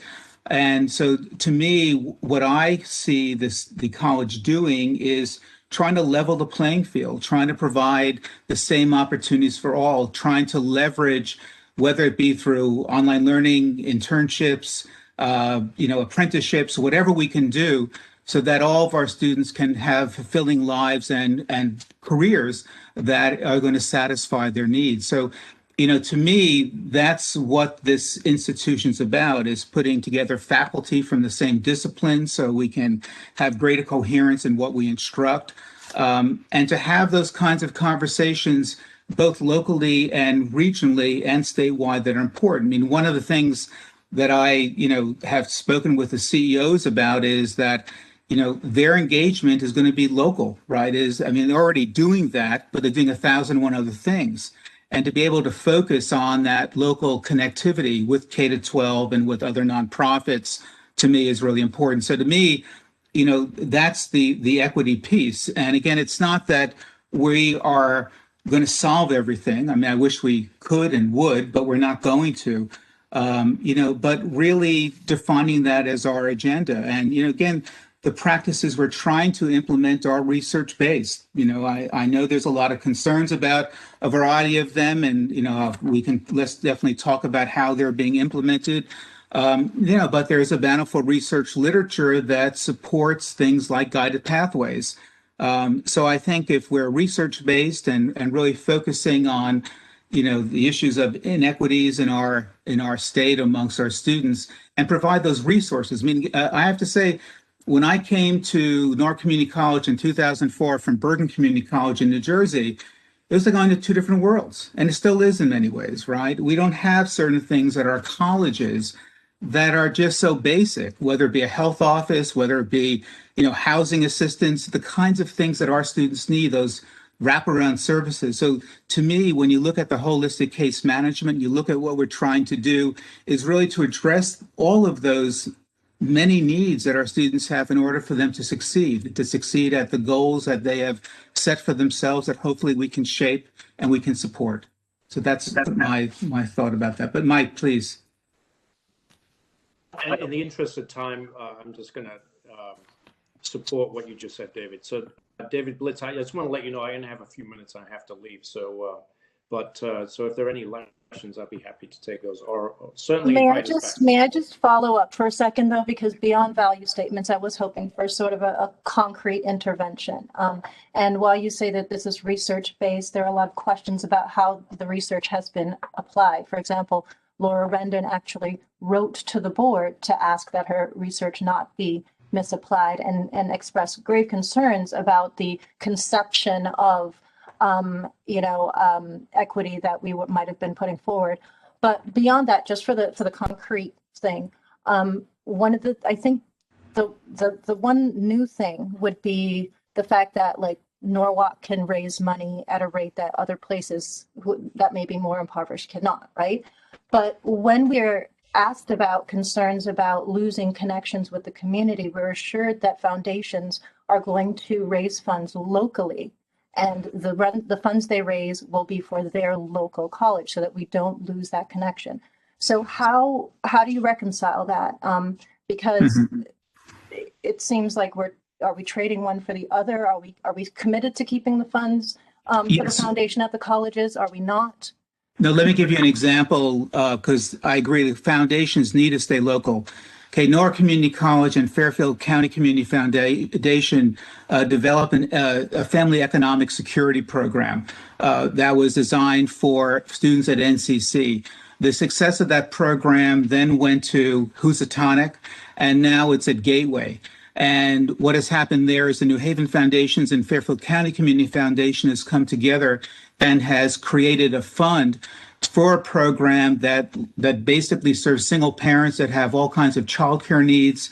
And so that began at one college, went to two, went to three. So that shows you, first of all, the regional thing. What I see happening is that the local philanthropists, they want to do local things. And NCC Foundation wants to support Newark Community College. But where the leverage really comes in is that you take that work locally, you bring it to scale at other institutions, you get other community foundations involved, whether it be New Haven, Hartford, which have amazing resources. And to me, that's how you build upon the local strengths, which philanthropists always love to bring to a larger scale, and working with other partners in the state. To me, that's how you both maintain the local entity, the local integrity, the local mission of the foundations, but they then contribute to the larger social whole, which is something that folks love to do. And I know we can do that, in this new structure. But thank you for the question. Thank you. David, you're muted. Sorry. So we're pretty well out of time. We're a little bit past the hour and a quarter that we had agreed upon, and I realize that Mike and David may also have other engagements for this afternoon. So perhaps we can bring this to a tentative conclusion at this point. Obviously, we didn't go through all the questions, but I think we are attempting to search for common ground. But in order to do so, we ought to also make clear our differences and the problems that exist. And I think you've gotten a pretty clear idea from what the faculty have had to say of the outstanding problems that at this point are clouding the whole process. So I do want to thank you both for coming. You've been brave, knowing that there was going to be a lot of critical questions, and indeed I think that's appropriate. The faculty had those critical questions, and perhaps we can arrange this again at some other time. That'd be great. Well, I want to thank you, both David and Kalina, for inviting us and for everyone this afternoon. I thought the dialogue was great, very honest. Certainly, Mike and I, have heard you and certainly have learned things this afternoon. Sorry, it's my dog interfering. And what's most important is, and I really value this ability, the respect that you show towards us, and also your commitment to the work that you're doing on the Faculty Advisory Committee. So I want to thank you all so much for your time and your engagement this afternoon and for the work that you do. So thank you. Yeah, likewise, thank you. I appreciate the time. I've listened very carefully, and I would welcome questions either through email or to come back and discuss them in detail here. So whichever you would prefer. But please, again, I'll say what I said at the beginning, good organization is built on good communication. So I think we were off to a good start. Thank you. Thank you very much. Thank you both for being here. Thank you. Thanks for coming. It was helpful. Thank you. Bye now.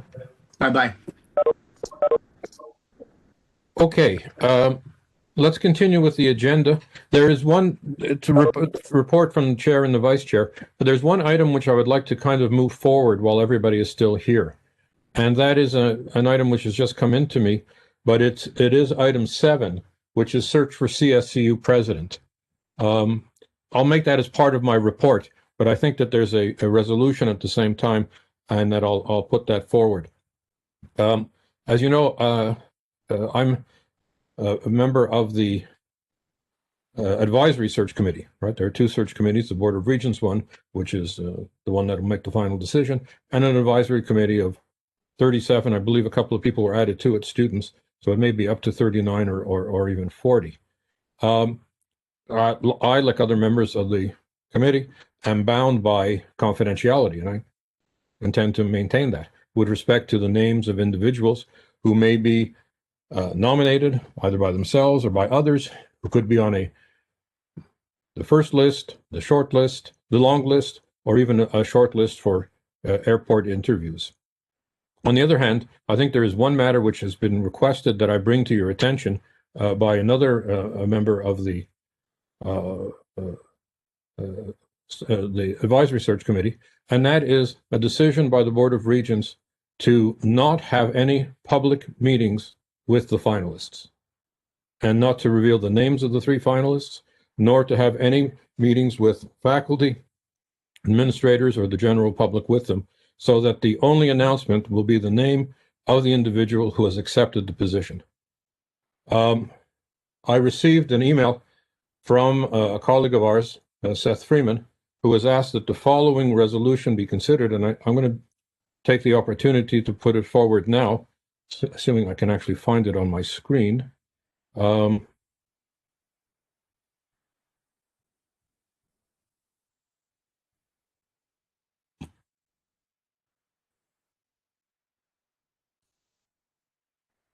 you see the resolution here? Resolution to ensure transparency. Can you make it bigger, David? Yes, I'll try that. How's that? That's Much better. Okay, so I do think that this is important, and the resolution was submitted to me on behalf of Seth. Resolution to ensure transparency and inclusion in the search process for CSCU president. I think it would be whereas, but the formulation here is whereby. Whereby the CSU President Search Advisory Committee was told by Dr. Al Pritchard on 12/4 that the applicants to CSU President position, including the 3 finalists, would be kept secret from the public throughout the entire selection process. Whereas the CSU President Search Advisory Committee was told on 12/4 that the 3 finalists would not be announced publicly, as is past practice.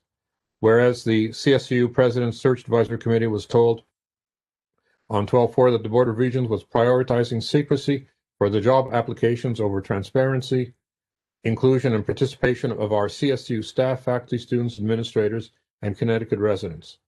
Therefore, be it resolved that the BOR, well, this should really say that the Faculty Advisory Committee requests the BOR reverse their publicly stated policy and ensure opportunities for all members of the CSU community and residents of CT to question and meet with the finalists selected for the CSU president and provide comments to the BOR search committee for their review and consideration. So with that one modification, he was thinking, I guess, of the BOR advisory committee, but obviously we're not that, we're the faculty advisory committee. Let me just say as well, there was a reason given for this decision to keep the names secret and to have no public meetings. Namely, that in the opinion of the headhunting firm, which is in charge of looking for candidates, this would contribute to a better quality of candidate, since candidates would not have concerns about their present employers knowing that they were being considered as finalists. So I think that's probably the fairest way that I could state the position as it was presented to us. I'll move this motion with that small change here, replacing whereby with whereas, and obviously it's the Faculty Advisory Committee. I'll second that, David. Do we have discussion?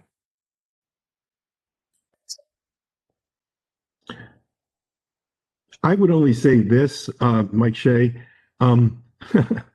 I don't want to end up supporting lack of transparency, so I don't know how. But I do want to say I think we have had pretty bad candidates in the past. I was on the search for a couple times, and I don't know whether that's a true reason or not, David. But if the reason the headhunters gave you is accurate, that's not a bad reason if it would increase the pool. I think the problem is we don't know if that's true or not. Yes. But I do think, given the history of, I don't know, I'm really nervous about this search. I can't imagine we're going to get great candidates. And even once they do any kind of research on what's been going on in Connecticut the last 15 years with higher ed. So I don't know. I just was wondering what other people might think about the idea of the fact that perhaps in order not to expose themselves, that it may be a reason that better people may in fact apply as a result. I was just what you think of that, David, and what the committee thought of that, or anybody else. I know there's a motion on the table, and so I don't know how much discussion you want to be, but just quickly, I don't buy that. I mean, we've all worked in the college and university systems long enough to know that when a president takes a position, probably a month later, they start looking for their next position in the next 3 to 5 years. So it's almost expected that at that level, people are going to keep trying to go up higher on the ladder. So I don't think it's any surprise if a president somewhere around the country would be applying for this position, and I don't think it would hinder anyone from applying it. That's my personal opinion. Can you hear me? This is Barbara. Yes, go ahead. Okay. There's another possible thing that could be going on here, and I think it's very important always that the faculty and staff and the public know something about the candidates, because there may be some serious public discussion and discussion within our campuses about the nature of a candidate. if they'd like to bring in, for example, a politician who's a friend of theirs, or a head of some corporation who has a record that we consider draconian in how the treatment of, in not being concerned, having no experience, if they want to bring in someone with no experience at all in higher education, I think that we probably would object to that publicly, and there'd be a fuss. And if they can do it secretly and just announce it, it's done, they have a contract for X number of years, then I think that's a danger, and we should definitely always go for transparency.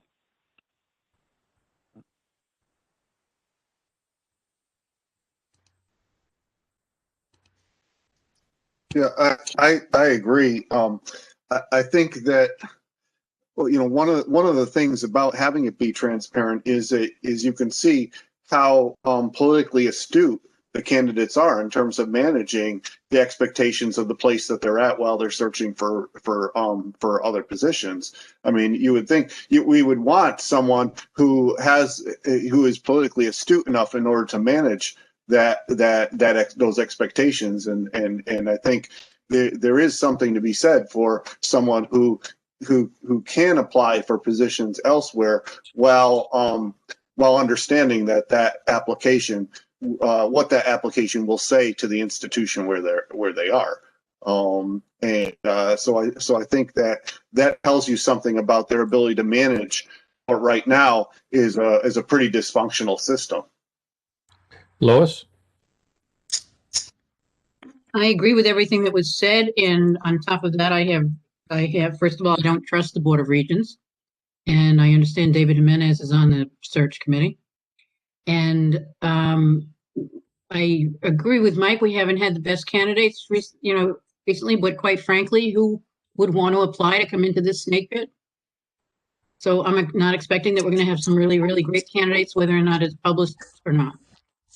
Myrna? Thank you, David. I am really, really concerned about this. I have been around in my current position as a union steward for many years, and allowing the board to go through this process is setting a precedent. And setting a precedent is very dangerous because they said, well, we've done it before. Once, the president moves on, they're going to say we've done it before. The other thing is, I have to agree with Barbara and everything else that was said. What is to say that they are not already, they haven't already made their decision as to who they want to fill this position? And I'm not so sure it's just politicians out there. Look within our system to see what they've done already. It's the trickle-down effect. Why change anything, right? If it's working for them and in their favor. I'm very, very concerned about them starting this precedent. And I'm very concerned about them already having a decision. And that's one of the reasons they may want to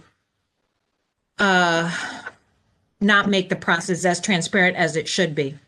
And I also would say that I think if we are omitted from at least interviewing the candidates, which I've been part of at, for David Carter, for Ojakian, for many of these members, I would say if they select a candidate that we should go public. We should go to the press, and we should do that sooner than later. I don't think that we're going to get any other type of candidate whether we go, whether we are transparent or not. We're going to get the candidates we're going to get. They're going to do their research. Okay. Are there any other comments? If not, I'm going to open the poll. Oh, I'm sorry. Go ahead, Jennifer. I just had a quick question. I get really overwhelmed sometimes at the length of these meetings and how many ideas fly around, and I try so hard to take notes. And sometimes I don't know, I'm a non-voting member, I don't know what I should share or what I shouldn't. Sometimes when I've sent detailed notes to the faculty, they haven't really read them. And sometimes if I wait for the minutes, it takes a while, which makes sense because everybody's so busy. But I'm just not sure. I guess I'm wondering, like in this example, how do I explain this to my college? And could we maybe at the end of meetings, maybe could someone summarize like the things we should bring back to our campuses? Because it can't be everything. And I just get really cloudy about how to take all of this information and then boil it down and then give it back to my campus. So I just wanted to throw that out there as we're discussing this, because I'm like, okay, there are 4 emails and there's 6 attachments and I have to figure out what like, and why should we all duplicate that work, right? Maybe we could go around and each summarize each meeting or something so that we can then all send something out. I feel overwhelmed by it. I don't know about you guys, but it's not about this document in particular, but these types of things. Like, how much of this do I tell my campus? Like the whole shebang or just one line item, or, so anyway, thanks for listening. Okay, we'll take that into account. Can I open the poll? I just want to say you all convinced me. Thank you for discussing that issue. Okay, so only voting members, and I'm going to open the poll now. Okay, so Barbara, can you put me down for aye, please? Yes.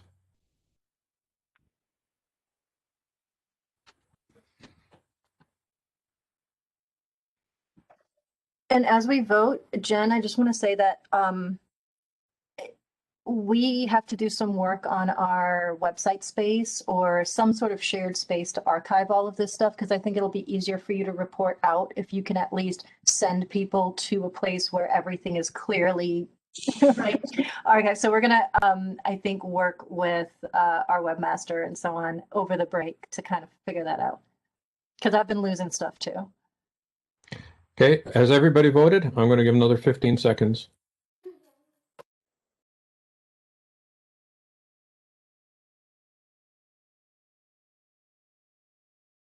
Okay, the vote is unanimous, 9-0, with no abstentions. Okay, and what we'll do is we'll communicate that right away to the Board of Regents. I see that because this is a matter of some concern. It's not all that urgent in the sense that this is not something that's going to happen until March or April of next year, according to the schedule. And I think it's very clear that what we're asking for is the 3 finalists and not anybody in the pool preceding those 3 finalists. And there's good reasons for not having that as public. Would you email that resolution out to us, Yes. David, that we can pass it? Thank you. Okay. So let's continue. I just have a procedural thing, Dave. There's a call-in user 5. Barbara Richards is call-in user 2, but I don't know who call-in user 5 is. Okay, we need that for the attendance. And Sometimes they're not somebody, gonna- sometimes, yeah. Well, we'll try again in a few minutes. Everyone, hi, it's Christine Ruggiero. I don't know if I'm listed or not. I can't see because I'm driving right now, so I'm listening. I may be caller in 5, but I cannot tell. Yeah, I can't Since tell you're on my listed. phone either. No, I know you're 2 because you've spoken, Barbara. So 5 must be. So am I 5? I'm not. Christine, you are not calling user 5. No, Okay, this thank you. just you're listed. Just wanted to make sure. I can't see the list. Thanks. Okay, let's return to the agenda. Reports from the FAC chair and vice chair. I'll make it sort of brief. We do have an annual, I think it's called an annual report. Kalina, you can correct me if it's not the right terminology, that the Board of Regents would like to have. I've submitted to you, it's a number of documents, which basically are a summary of what we've done this year in terms of the comments and criticisms that we've made. There's one, and I'll see if I can actually now share these quickly, but I don't think we're going to go through them line by line. Acrobat Pro.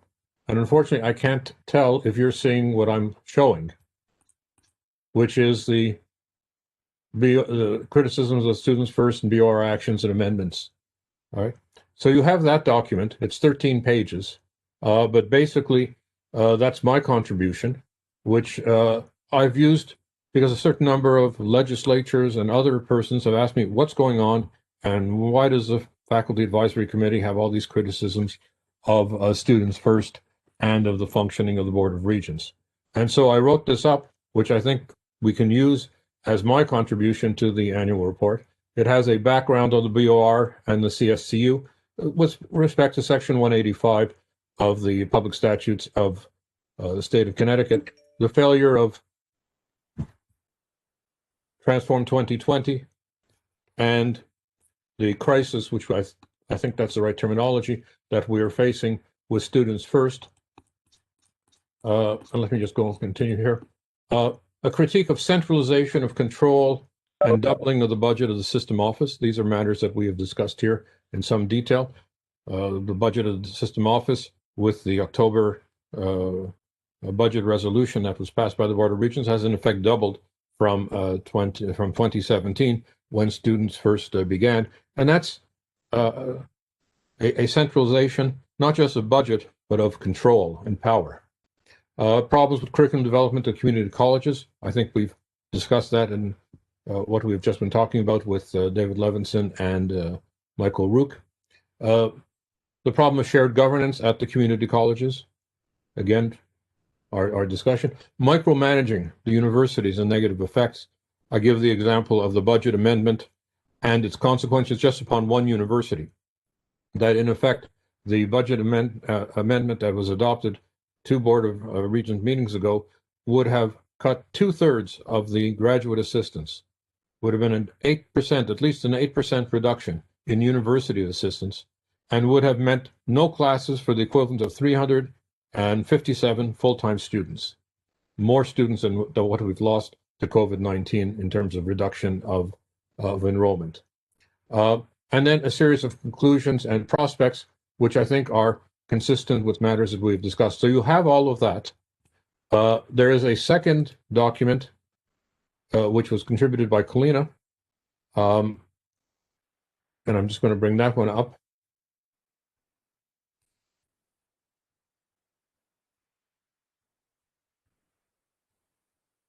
And that deals with the concerns and recommendations that the FAC made going back to 2017 and the beginning of Students First.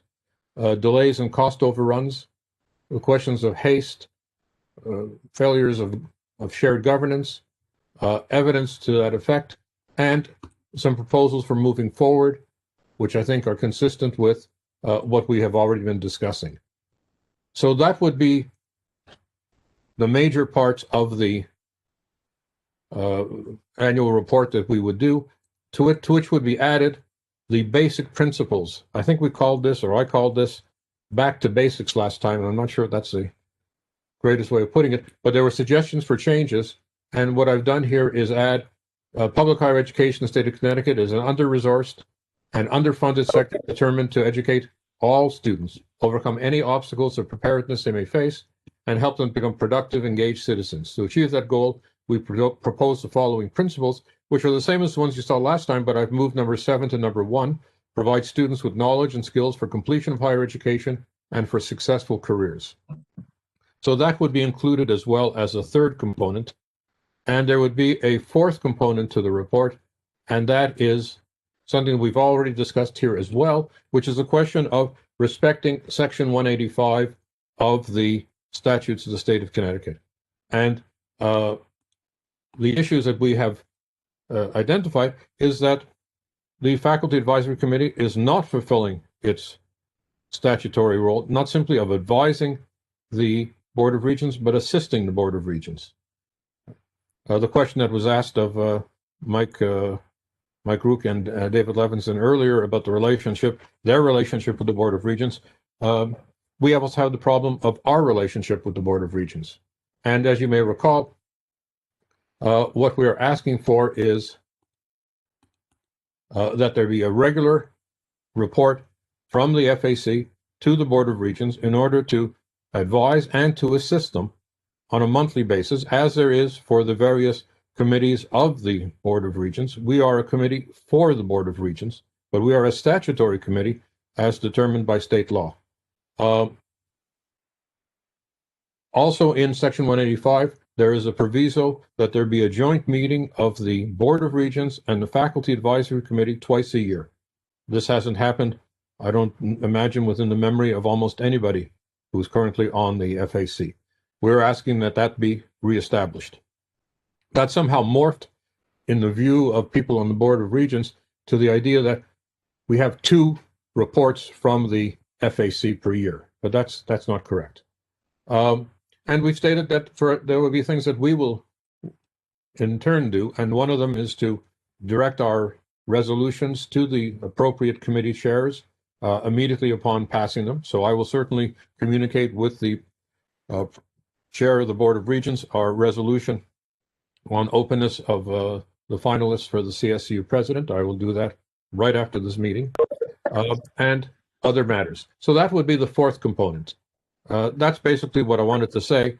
We will submit the whole thing as soon as possible to the secretary of the board, so that it can be included in the agenda for the next board meeting, which is the coming Thursday. David, this is Mike Shea. I just want to say thank you for putting all this stuff together.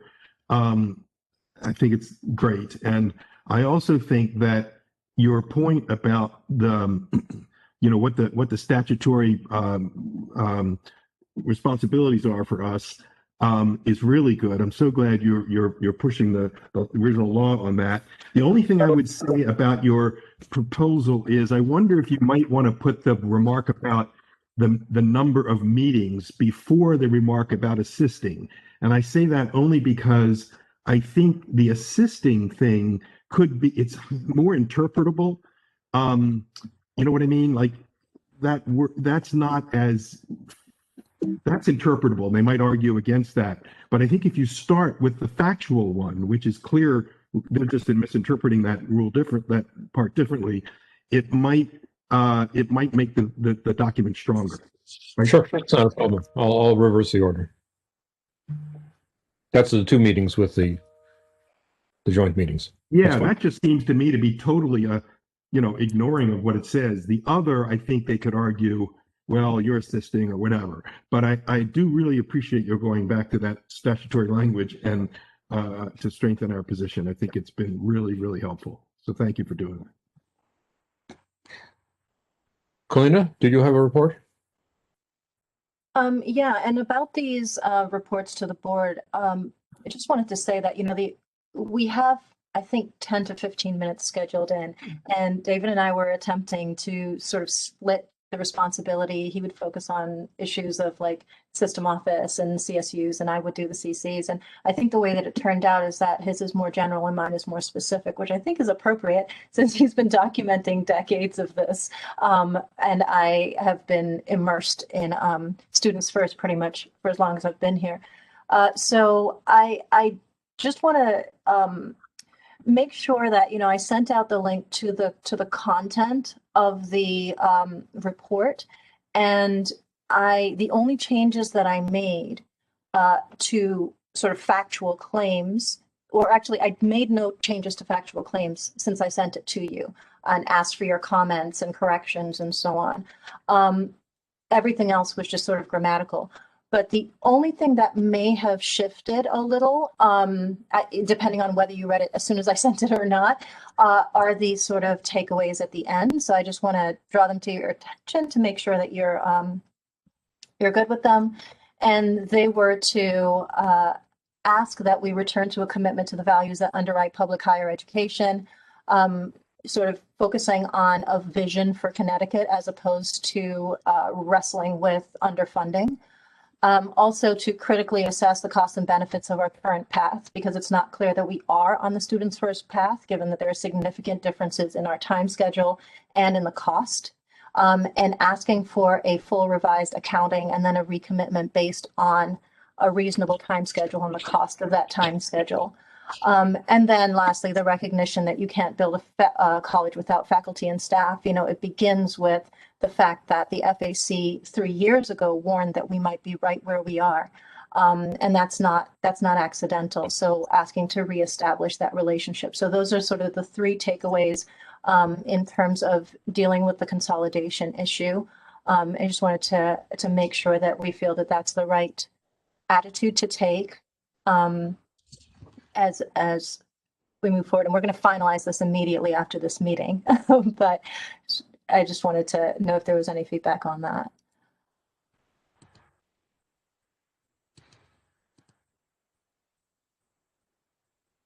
Okay. All right. As far as a report, I know that I put out those forms about feedback on IT and HR. I know that there's a lot of frustration, and this is totally not about so much complaining as getting a sense of, you know, if this is the direction we're going with most of our back office stuff, if there's any feedback that we could contribute to make the next thing go more smoothly. For example, I spoke with some IT folks who said, oh, you know, we're watching the HR thing, and that is really informing the way that we're going to move forward. So if you can make use of those forms, please do. And then there's the shared governance proposal that is circulating. I'm just going to make note of one thing that I found really interesting in there. I think we already talked about some stuff, but notice that the Curriculum Congress comes into existence a year before the college, but the Senate does not. I found that kind of structurally odd. And the bringing to your attention the change in withdrawal dates for community college students, which is you know, doesn't penalize students from the very first day of classes, gives them about a week to be able to withdraw without a large penalty. So that's a significant change for us. That's about all that I have for you. Okay. Let's proceed then. The next item on the agenda is the ACME report. I know I've received two resolutions, one from Southern and one from Central with respect to that. Let me go to sharing again if I can. The one from Southern is a fairly long, but I mean, it basically says, resolved, they reject the Board of Regents proposal on ACME policy, that the board follow appropriate pathways of engagement with the faculty to create a more thoughtful and nuanced approach. And further, the board must respect the changes to curricula are to be decided through the curricular approval processes established by each university and the collective bargaining agreement, and that any changes to the TAP transfer agreements are to be made only through mutual agreement between the faculty of the colleges and universities. And I believe the CCSU one is similar. And they resolved that the BOR and System Office create a new working group consisting entirely of faculty from the 17 institutions at CSCU, including faculty from the disciplines of English and mathematics, as well as other disciplines, and that such faculty should be selected by the campus governance bodies to create a new proposal, let me make it larger, that achieves the goals of improving student in a way that respects faculty expertise and without infringing upon faculty rights, and resolve that the BOR must respect that changes to curricular are to be decided, and this is again the Southern formulation, through the curricular approval processes established by each university in the CBA, collective bargaining agreement, and that any changes to the TAP transfer agreements are to be made only through mutual agreement between the faculty of the colleges and the universities. That one was approved at Monday's meeting of the Faculty Senate by unanimous vote. I think there may have been other resolutions from community colleges. Paulina?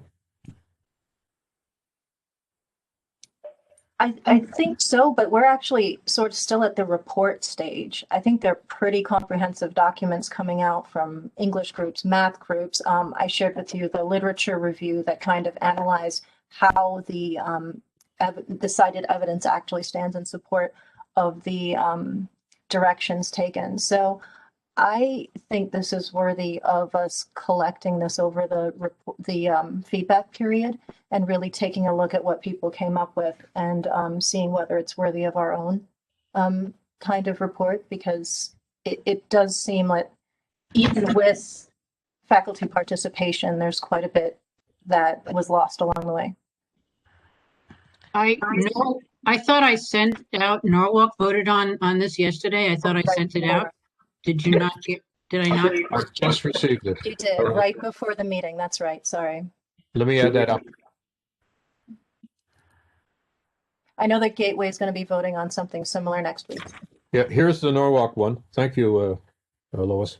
And this goes resolved that the Norwalk Community College Senate, as the shared governance body of Norwalk Community Colleges, one, rejects the BOR proposal as written, as it will jeopardize the teaching and learning of our students while worsening the equity gap that already exists in the state of Connecticut, rejects the premise that one-size-fits-all approach to teaching students who attend our community colleges can improve in any way the educational experience that should be offered these students, rejects the premise that these directives would do anything to improve equity issues in public higher education, when in fact equity issues are built into the political structure of Connecticut and begin because of the de facto racial and social inequities of the CT public K-12 system, rejects the top-down approach taken by the BOR in dictating curriculum changes when NESHE 3.15 states, quote, the institution places primary responsibility for the content, quality, and effectiveness of the curriculum with its faculty, and 5, rejects any effort to move forward with any facet of this policy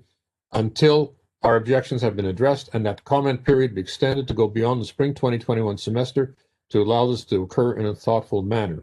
And that was proposed, that was passed actually yesterday, a vote of 21-1. So this is an issue which affects both the community colleges and the universities because it affects the transfer articulation agreements, it affects the guided pathways, and affects the transition from the community colleges to the universities. We've already spoken a little bit about this. Fred Latour also had some comments that he made while we were discussing with Levinson and Rook. I like that, points out the effect on the equity issue.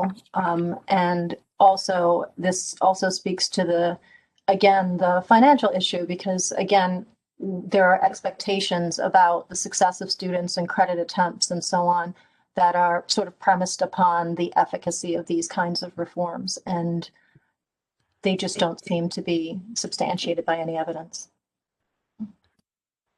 So following your suggestion, Kalina, we'll follow this as other institutions weigh in, and we'll put this on the agenda for the first meeting in January, I guess. All right, are there other comments? If not, we'll pass to the research group and the FAC conference. Fran, I think you had something on the research group? Yeah, we can make this quick, but there was a request for information about faculty credentials. And also Myrna had a question, and I wasn't sure if it was for all CSU faculty or just community college, but I believe if I got the question right, or the request, it was faculty doing administrative work as part of their workload. So I did send that to you, David, last night. I don't know if you have an email.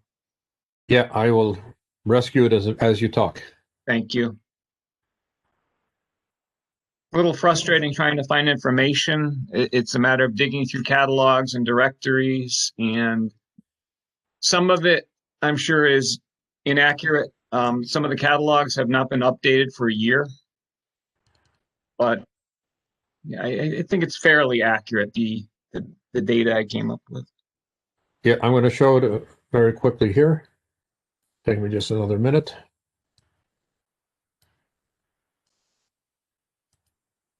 Let me go back to sharing.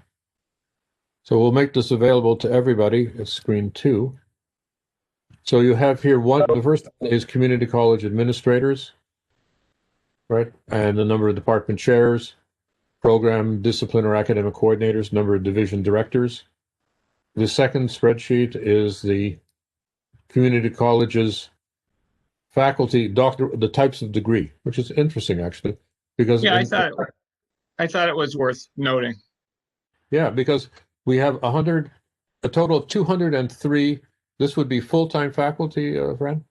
Yes. So 139 or 68.5% have PhDs, which is a considerable proportion. another 27 have EDDs. So that would put us up to 81% already.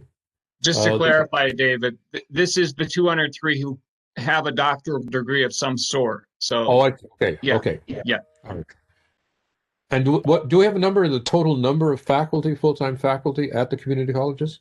That's on the last spreadsheet, actually. Okay, here it is then. And this again, this may not be 100% accurate because I know people have retired, people have left, people have been hired, since those catalogs and directories were updated, but that's a pretty close figure. Right, so that would give that. So that breakdown of the doctoral level people was in the 26.3%, the 203 of 772 who have doctorates. Then we have another 70%. So we're up to 96.5% who have a master's or who have a higher education degree. And then a bachelor's degree is a very small number.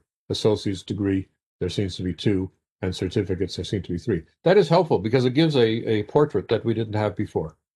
So I want to thank you for Can I that. ask you a question? I'm sorry. Go ahead. I'm sorry, David. I thought you were done. No. Can I just ask you a quick question, Fran? For people who would have, say, a master's and a doctorate, would that be included in the master's as well, or only the master's as the terminal degree? Right. So I looked at the highest level of attainment. Okay. Because you are correct. There are a significant number of people who have multiple graduate degrees. Right. Okay. Thank you. You're welcome. Okay, and now the Faculty Advisory Committee Conference, which we had talked about for some time in early or mid spring 2021 term. Do we have any further David, information? this is Barbara. I just wondered, I thought that under the research committee, we would talk about that proposal I sent in that we asked for information from the board. Yes. Yes, I'm sorry, you're right. Does that come under a research committee? Yes. Okay. Let's do that Can because we do that one then? Okay. Yes. What I'm thinking is, I think we need to request many things that should be public information, but that we don't have, and we need to share those with lots of people. And to me, one of the most important things is finding out how much, who has the power, and especially in the new community college system, and what is the size really of the direct reports group to the system offices. Later, we could ask for things like salary levels, but I wanted to start with something extremely simple, which is just an organizational chart with the names and of people who report up to Hartford to the central office and don't have a direct report on the way up to a local campus president that they're responsible to. They're under the control of the system office. That's, I think, the important thing for us to know in terms of centralization and costs and things. So I think it's a good start. And if we're going to submit it right away to Jane Gates to see if she is going to be more open or if she's going to make it really difficult as they've been doing lately with these requests, or are we going to have to file a complaint? This is a good one to file a complaint because it's very simple. I already talked to the Freedom of Information Commission. They said that it is public information. And so we should have no problem with winning a complaint if we have to. But I'd like to see this as a test case the day after Mark Ojakian leaves. And okay. Can everybody see it? Yeah, can you all see it now? It's pretty short. Yes, and I note that you have correctly indicated that on January the 2nd, Alina Senker will be chair of the Faculty Advisory Committee. And I will be happy to assume my new position as vice chair in support of her work. It's been quite a year to do these things. Hasn't it? All right. I don't know if we need to go to a formal vote. I'll ask for yeas and nays on this one. Is there any discussion on it to start off with? It says, please list the names, position titles, and information, and those who report directly to each person, and those to whom each person directly reports. Please include full-time and part-time employees at all levels, all physical locations, and all sources of funding, including grants from outside the CSU system. I'll call those in favor by yay. Yay. Yay. Yeah. I'm voting yay, of course. Yeah. Those opposed by nay. All right, that passes, and we will make that request. We will do that by Monday. Well, no, actually, it's dated January the 2nd. Yeah, no, wait till January 2nd, I right? have to wait till January the 2nd. Kalina, you do that on January the 2nd. Just I'll put it quickly, in the calendar. there may be a typo. I think it's the 5th sentence down where it says Office of the President. That's probably CSCU. It actually says SCSU.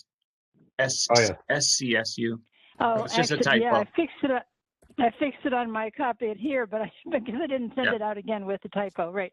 Yes, yeah, I that know. needs to be the big We'll have a system, quick quiz. Can you distinguish between CCC, Shared Services, SS, I guess, CSCU, CSCC, and of course, I'm at CCSU, so that makes for an extra level of complexity. So this is a good example. So in this case, do I attach this to my email to my campus as like the 15th document from today?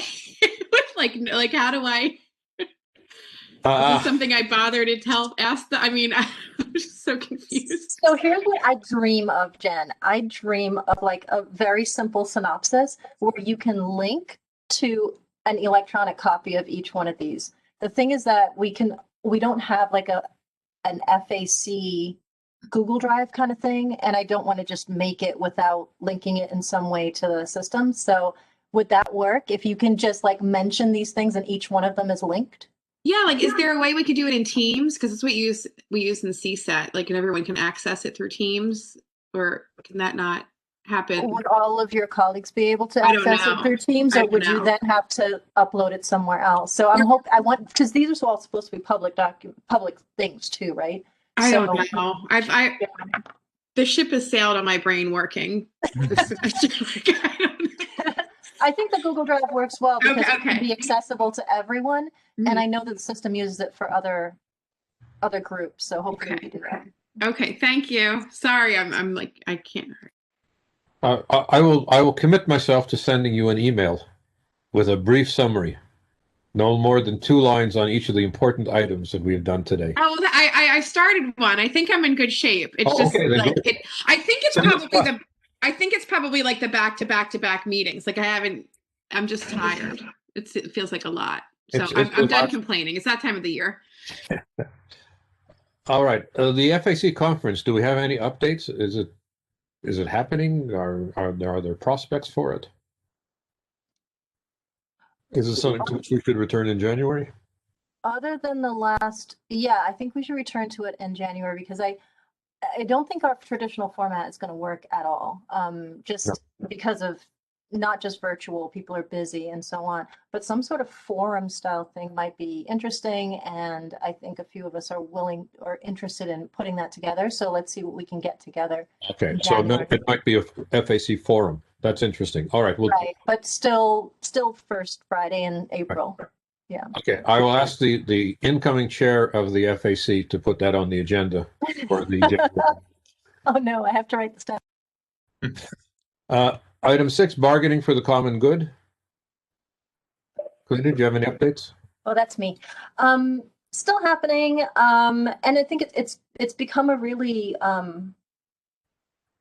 great way for the unions to start engaging with, or faculty to start engaging with legislators and talking about revenue for our system, because clearly we're in need of that. And we've been hearing from legislators that they have been hearing a lot from us, not so much from board members, which I think is interesting because that side of it really has to happen. As far as revenue, I think, there was a forum with Lamont recently where the idea of something like a progressive tax to him was just not viable for us as a state. It was viable more for the nation, or else we'll chase people out of our state, right?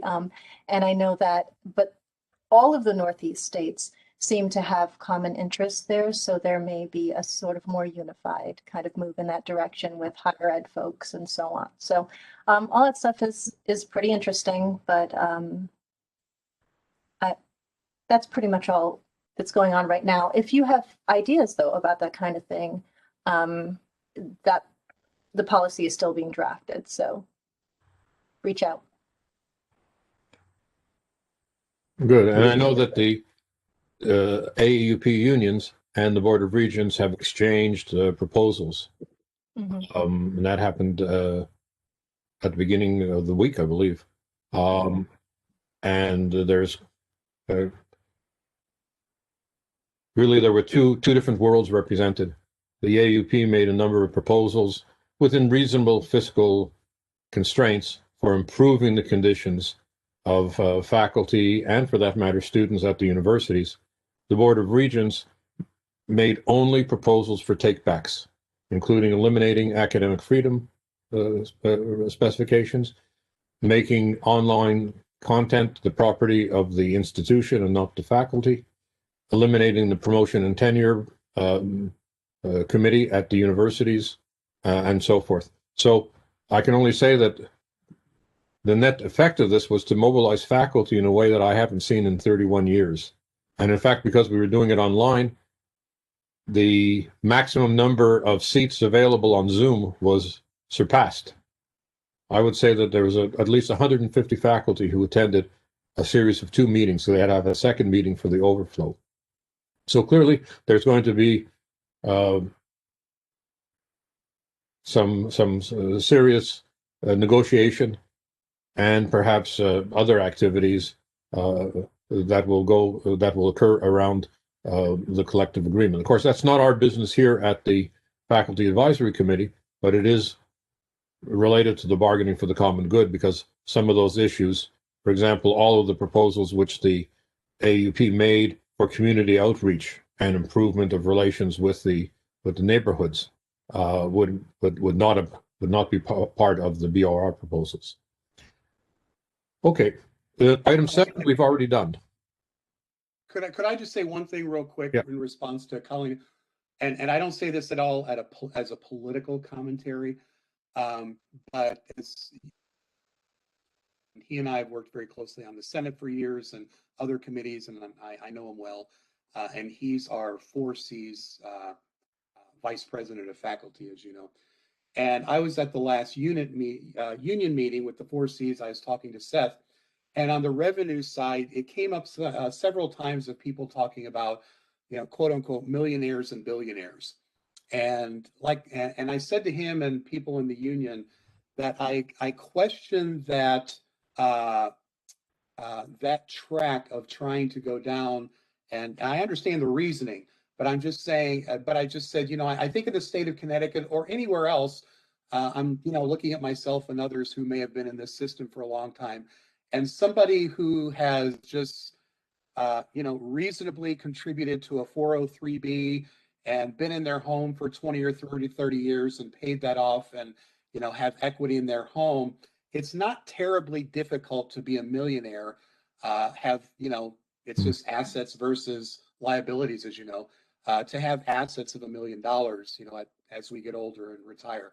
So I just said to Seth and others, I think that that terminology perhaps could turn a lot of people off who would otherwise be in support of the issue, just because of the way it's addressed as kind of those awful millionaires and billionaires, when I know of colleagues at Capitol and elsewhere, who technically would be millionaires just because they have assets that outweigh their liabilities. So that would be my only comment as far as what I've talked to Seth and union people about on the revenue side.